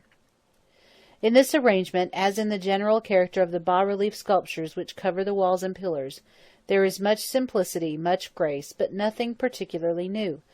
The façade, however, is a daring innovation. To those who have not seen the place, the annexed illustration is worth pages of description, and to describe it in words only would be difficult. Here the whole front is but a frame for 6 recesses, from each of which a colossal statue, erect and lifelike, seems to be walking straight out from the heart of the mountain. These statues, 3 to the right and 3 to the left of the doorway, stand 30 feet high, and represent Ramesses II and Nefertari, his queen. Mutilated as they are, the male figures are full of spirit, and the female figures full of grace. The queen wears on her head the plumes and disk of Hathor. The king is crowned with the shent, and with a fantastic helmet adorned with plumes and horns. They have their children with them, the queen her daughters, the king his sons, infants of 10 feet high, whose heads just reach to the parental knee. The walls of these 6 recesses, as they follow the slope of the mountain, form massive buttresses, the effect of which is wonderfully bold in light and shadow. The doorway gives the only instance of a porch that we saw in either Egypt or Nubia. The superb hieroglyphs which cover the faces of these buttresses, and the front of this porch, are cut half a foot deep into the rock, and are so large that they can be read from the island in the middle of the river. The tale they tell, a tale retold in many varied turns of old Egyptian style, upon the architraves within, is singular and interesting. Ramesses, the strong in truth, the beloved of Amen, says the outer legend, made this divine abode for his royal wife, Nefertari, whom he loves.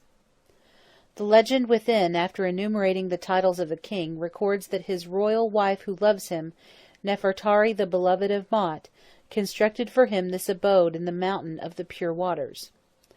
On every pillar, in every act of worship pictured on the walls, even in the sanctuary, we find the names of Ramesses and Nefertari coupled and inseparable. In this double dedication, and in the unwonted tenderness of the style, one seems to detect traces of some event, perhaps of some anniversary, the particulars of which are lost forever. It may have been a meeting, It may have been a parting. It may have been a prayer answered or a vow fulfilled. We see at all events that Rameses and Nefertari desired to leave behind them an imperishable record of the affection which united them on earth, and which they hoped would reunite them in Amenti. What more do we need to know? We see that the queen was fair, that the king was in his prime. We divine the rest, and the poetry of the place at all events is ours. Even in these barren solitudes there is wafted to us a breath from the shores of old romance. We feel that love once passed this way, and that the ground is still hallowed where he trod. We hurried on to the great temple without waiting to examine the lesser one in detail. A solemn twilight reigned in the first hall, beyond which all was dark. 8 colossi, 4 to the right and 4 to the left, stand ranged down the centre, bearing the mountain on their heads. Their height is 25 feet. With hands crossed on their breasts, they clasp the flail and crook, emblems of majesty and dominion. It is the attitude of Osiris, but the face is the face of Rameses II. Seen by this dim light, shadowy, mournful, majestic, they look as if they remembered the past. Beyond the first hall lies a second hall supported on 4 square pillars. Beyond this again a transverse chamber, the walls of which are covered with coloured bas-reliefs of various gods. Last of all, the sanctuary. Here, side by side, sit 4 figures larger than life, Ptah, Amun-Ra, Ra, and Rameses deified. Before them stands an altar, in shape a truncated pyramid, cut from the solid rock. Traces of colour yet linger on the garments of the statues, while in the walls on either side are holes and grooves such as might have been made to receive a screen of metalwork. The air in the sanctuary was heavy with an acrid smoke, as if the priests had been burning some strange incense and were only just gone. For this illusion we were indebted to the visitors who had been there before us. They had lit the place with magnesian wire, the vapour of which lingers long in these unventilated vaults. To settle down then and there to a steady investigation of the wall sculptures was impossible. We did not attempt it. Wandering from hall to hall, from chamber to chamber, now trusting to the faint gleams that straggled in from without, now stumbling along the light of a bunch of candles tied to the end of a stick, we preferred to receive those first impressions of vastness, of mystery, of gloomy magnificence, which are the more profound for being somewhat vague and general. Scenes of war, of triumph, of worship passed before our eyes like the incidents of a panorama. Here the king, borne along at full gallop by plumed steeds gorgeously caparisoned, draws his mighty bow and attacks a battlemented fortress. The besieged, some of whom are transfixed by his tremendous arrows, supplicate for mercy. They are a Syrian people, and are by some identified with the northern Hittites. Their skin is yellow, and they wear the long hair and beard, the fillet, the rich robe, fringed cape, and embroidered baldric with which we are now familiar in the Nineveh sculptures. A man driving off cattle in the foreground looks as if he had stepped out of one of the tablets in the British Museum. Rameses meanwhile towers, swift and godlike, above the crowd. His coursers are of such immortal strain as were the coursers of Achilles. His sons, his whole army, chariot and horse, follow headlong at his heels. All is movement and the splendour of battle.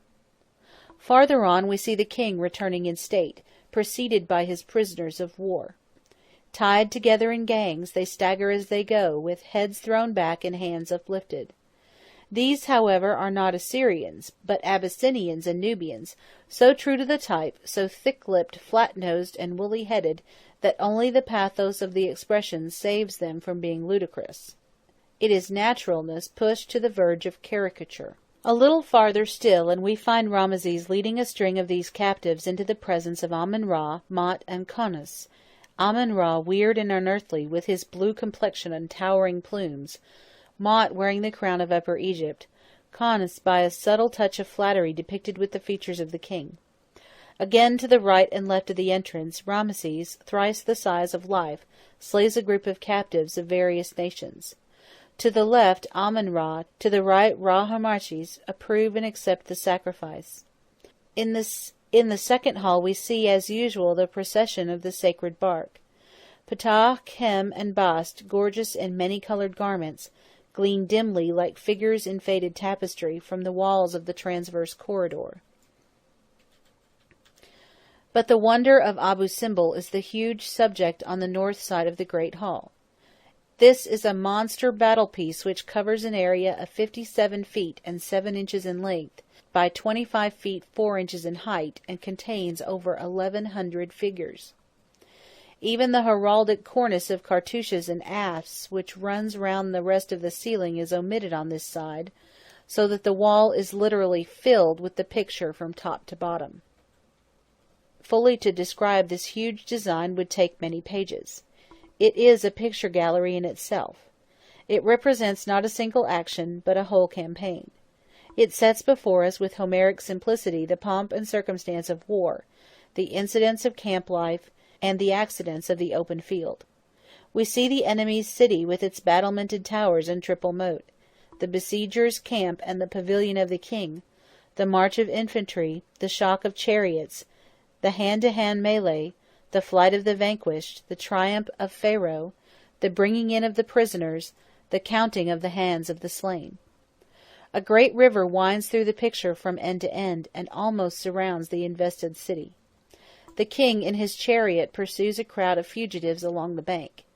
Some are crushed under his wheels, some plunge into the water and are drowned. Behind him a moving wall of shields and spears advances with rhythmic step to the serried phalanx, while yonder, where the fight is thickest, we see chariots overturned, men dead and dying, and riderless horses making for the open. Meanwhile the besieged send out mounted scouts, and the country folk drive their cattle to the hills.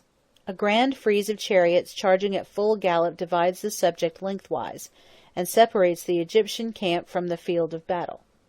The camp is square, and enclosed, apparently, in a palisade of shields. It occupies less than 1/6 part of the picture, and contains about 100 figures. Within this narrow space the artist has brought together an astonishing variety of incidents.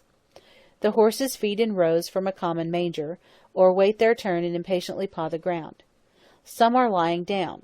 One, just unharnessed, scampers round the enclosure. Another, making off with the empty chariot at his heels, is intercepted by a couple of grooms. Other grooms bring buckets of water slung from the shoulders on wooden yokes. A wounded officer sits apart, his head resting on his hand, and an orderly comes in haste to bring him news of the battle. Another, hurt apparently in the foot, is having the wound dressed by a surgeon. 2 detachments of infantry, marching out to reinforce their comrades in action, are met at the entrance to the camp by the royal chariot returning from the field. Rameses drives before him some fugitives, who are trampled down, seized, and dispatched upon the spot. In one corner stands a row of objects that look like joints of meat, and near them are a small altar and a tripod brazier. Elsewhere, a couple of soldiers with a big bowl between them sit on their heels and dip their fingers in the mess, precisely as every fellah does to this day. Meanwhile, it is clear that Egyptian discipline was strict, and that the soldier who transgressed was as abjectly subject to the rule of stick as his modern descendant. In no less than 3 places do we see this time-honored institution in full operation, the superior officer energetically flourishing his staff, the private taking his punishment with characteristic disrelish.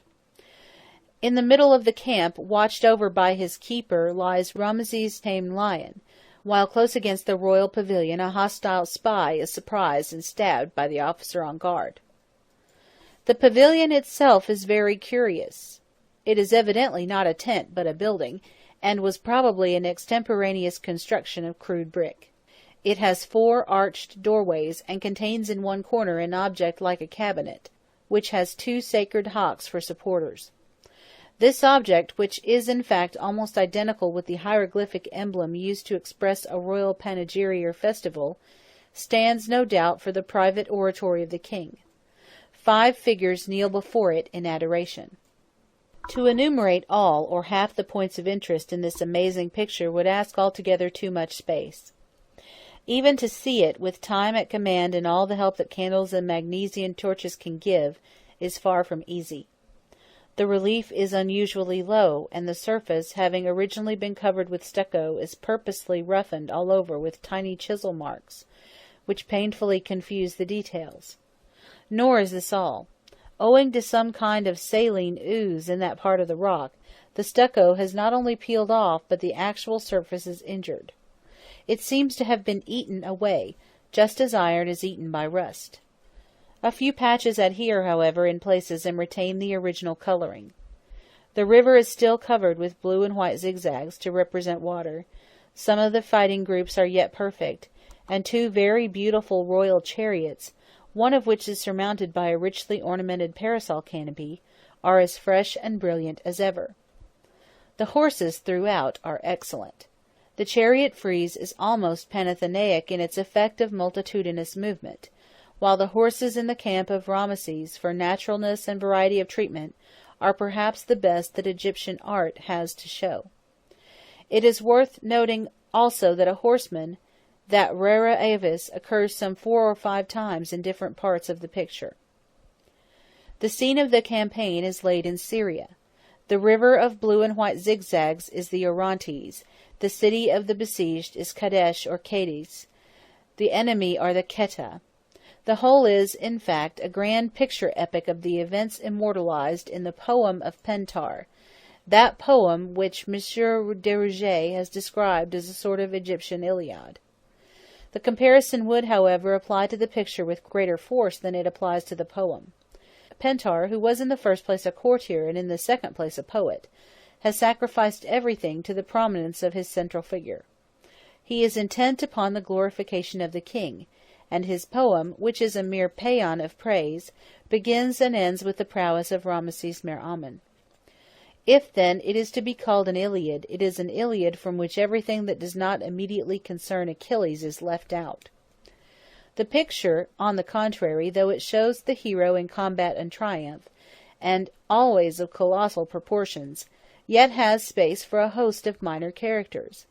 The episodes in which these characters appear are essentially Homeric. The spy is surprised and slain, as Dolon was slain by Ulysses.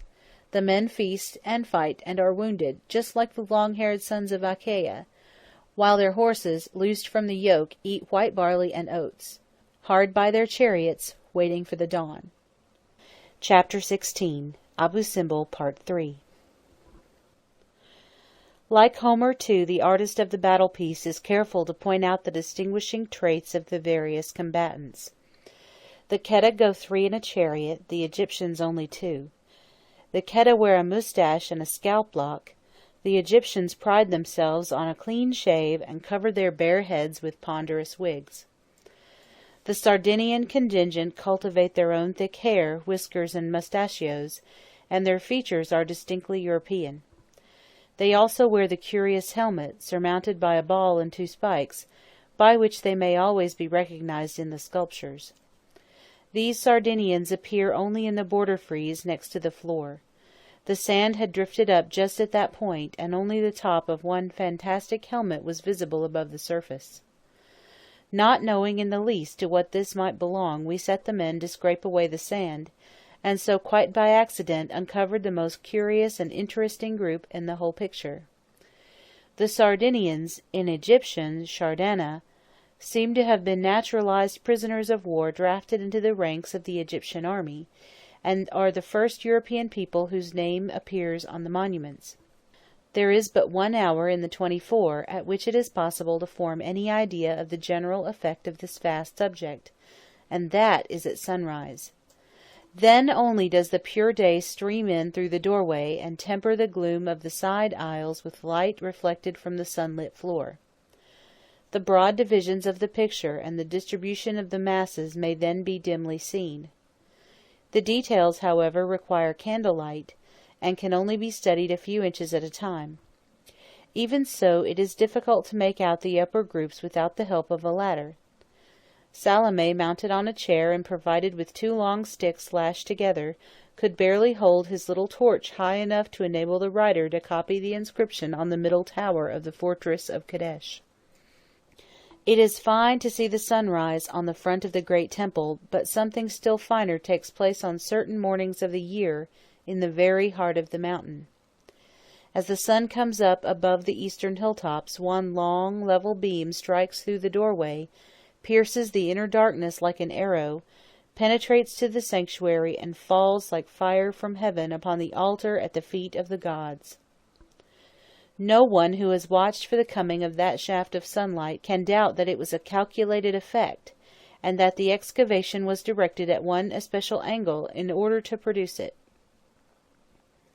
In this way Ra, to whom the temple was dedicated, may be said to have entered in daily, and by a direct manifestation of his presence to have approved the sacrifices of his worshippers. I need scarcely say that we did not see half the wall sculptures or even half the chambers that first afternoon at Abu Simbel. We rambled to and fro, lost in wonder, and content to wonder, like rustics at a fair. We had, however, ample time to come again and learn it all by heart. The writer went in constantly, and at all hours, but most frequently at the end of the day's sketching, when the rest were walking or boating in the cool of the late afternoon. It is a wonderful place to be in alone, a place in which the very darkness and silence are old, and in which Time himself seems to have fallen asleep. Wandering to and fro among these sculptured halls, like a shade among shadows, one seems to have left the world behind, to have done with the teachings of the present, to belong one's self to the past. The very gods assert their ancient influence over those who question them in solitude. Seen in the fast deepening gloom of evening, they look instinct with supernatural life. There were times when I should scarcely have been surprised to hear them speak, to see them rise from their painted thrones and come down from the walls. There were times when I felt I believed in them. There was something so weird and awful about the place, and it became so much more weird and awful the farther one went in, that I rarely ventured beyond the first hall when quite alone. One afternoon, however, when it was a little earlier, and therefore a little lighter than usual, I went to the very end, and sat at the feet of the gods in the sanctuary. All at once, I cannot tell why, for my thoughts just then were far away, it flashed upon me that a whole mountain hung, ready, perhaps, to cave in above my head. Seized by a sudden panic, such as one feels in dreams, I tried to run, but my feet dragged, and the floor seemed to sink under them. I felt I could not have called for help, though it had been to save my life. It is unnecessary, perhaps, to say that the mountain did not cave in, and that I had my fright for nothing. It would have been a grand way of dying all the same, and a still grander way of being buried. My visits to the great temple were not always so dramatic.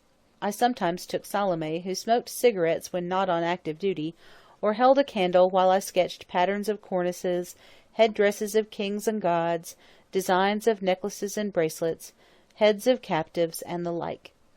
Sometimes we explored the side chambers. Of these there are 8, pitch dark and excavated at all kinds of angles.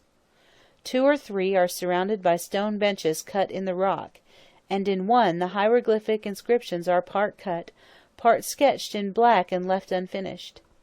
As this temple is entirely the work of Rameses II, and betrays no sign of having been added to by any of his successors, these evidences of incompleteness would seem to show that the king died before the work was ended.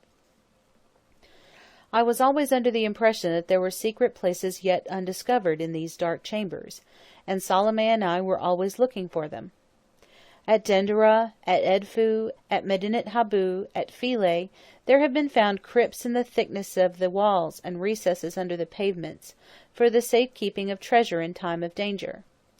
The rock-cut temples must also have had their hiding places, and those would doubtless take the form of concealed cells in the walls or under the floors of the side chambers. To come out from these black holes into the twilight of the great hall and see the landscape set, as it were, in the ebon frame of the doorway, was alone worth the journey to Abu Simbel.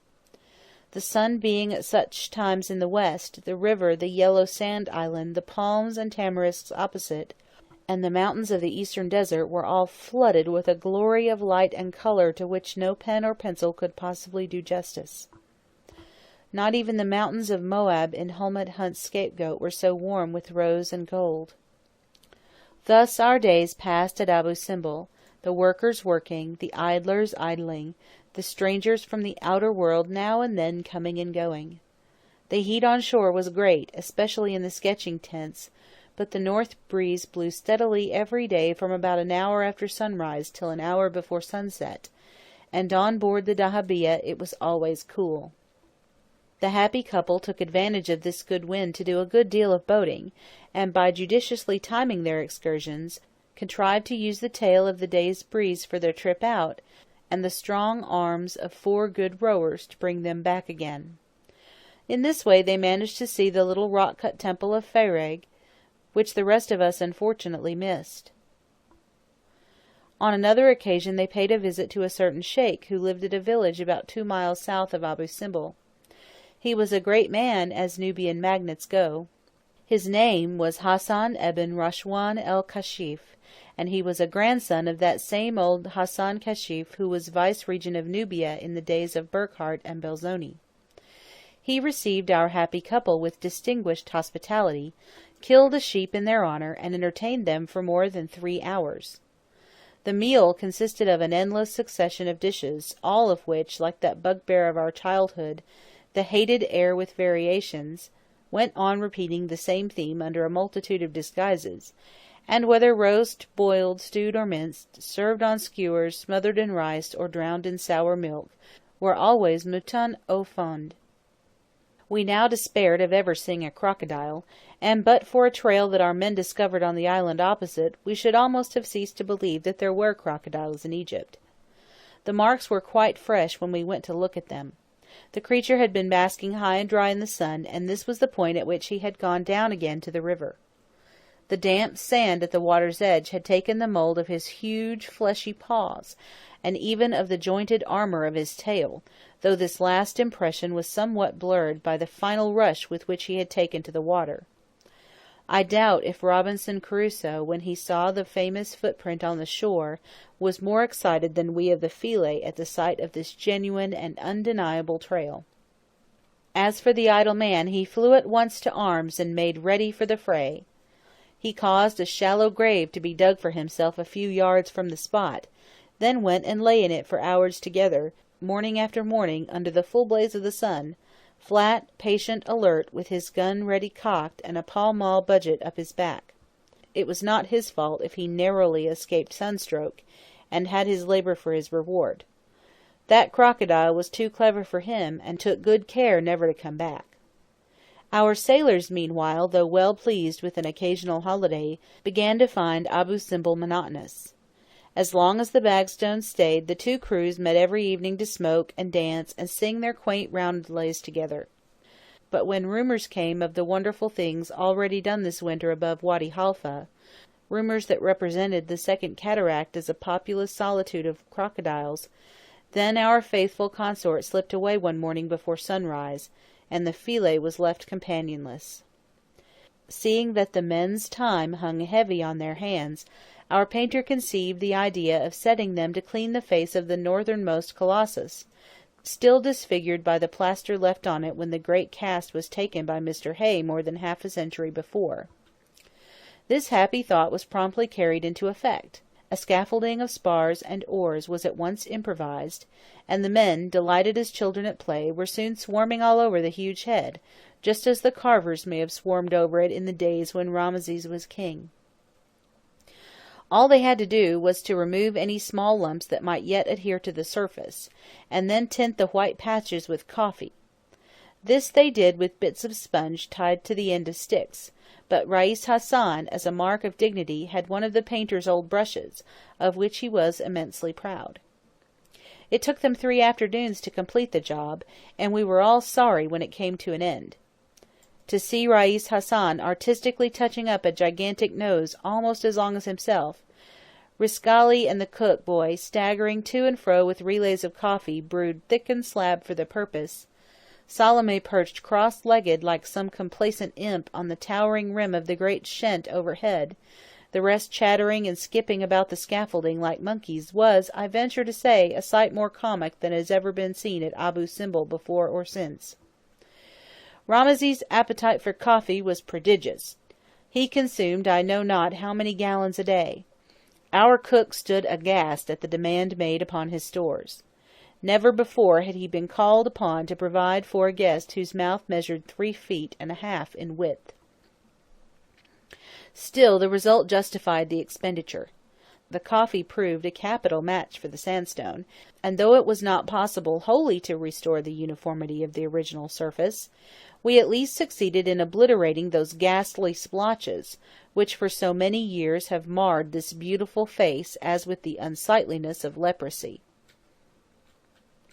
What with boating, fishing, lying in wait for crocodiles, cleaning the Colossus, and filling reams of thin letter paper to friends at home, we got through the first week quickly enough. The painter and the writer working hard, meanwhile, in their respective ways, the painter on his big canvas in front of the temple, the writer shifting her little tent as she listed. Now, although the most delightful occupation in life is undoubtedly sketching, it must be admitted that the sketcher at Abu Simbel works under difficulties. Foremost among these comes the difficulty of position.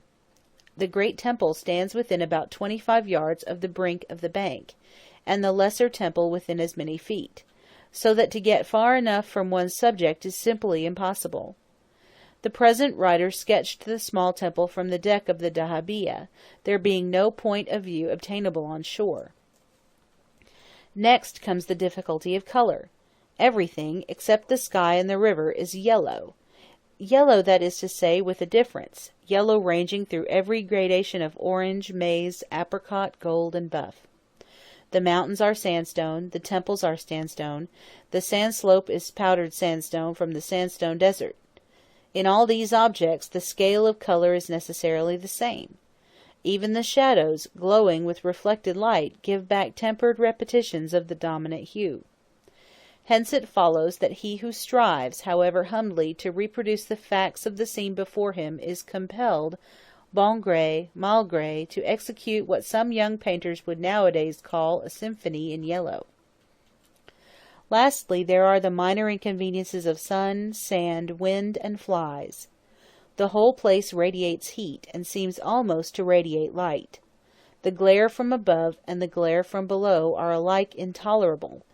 Dazzled, blinded, unable even to look at his subject without the aid of smoke-colored glasses, the sketcher whose tent is pitched upon the sand slope over against the great temple enjoys a foretaste of cremation.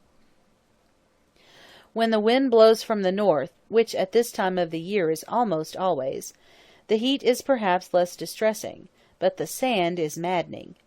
It fills your hair, your eyes, your water bottles, silts up your color box, dries into your skies, and reduces your Chinese white to a gritty paste the color of salad dressing. As for the flies, they have a morbid appetite for watercolors. They follow your wet brush along the paper, leave their legs in the yellow ochre, and plunge with avidity into every little pool of cobalt as it is mixed ready for use. Nothing disagrees with them, nothing poisons them, not even olive green. It was a delightful time, however, delightful alike for those who worked and those who rested, and these small troubles counted for nothing in the scale. Yet it was pleasant, all the same, to break away for a day or two, and be off for Wadi Halfa.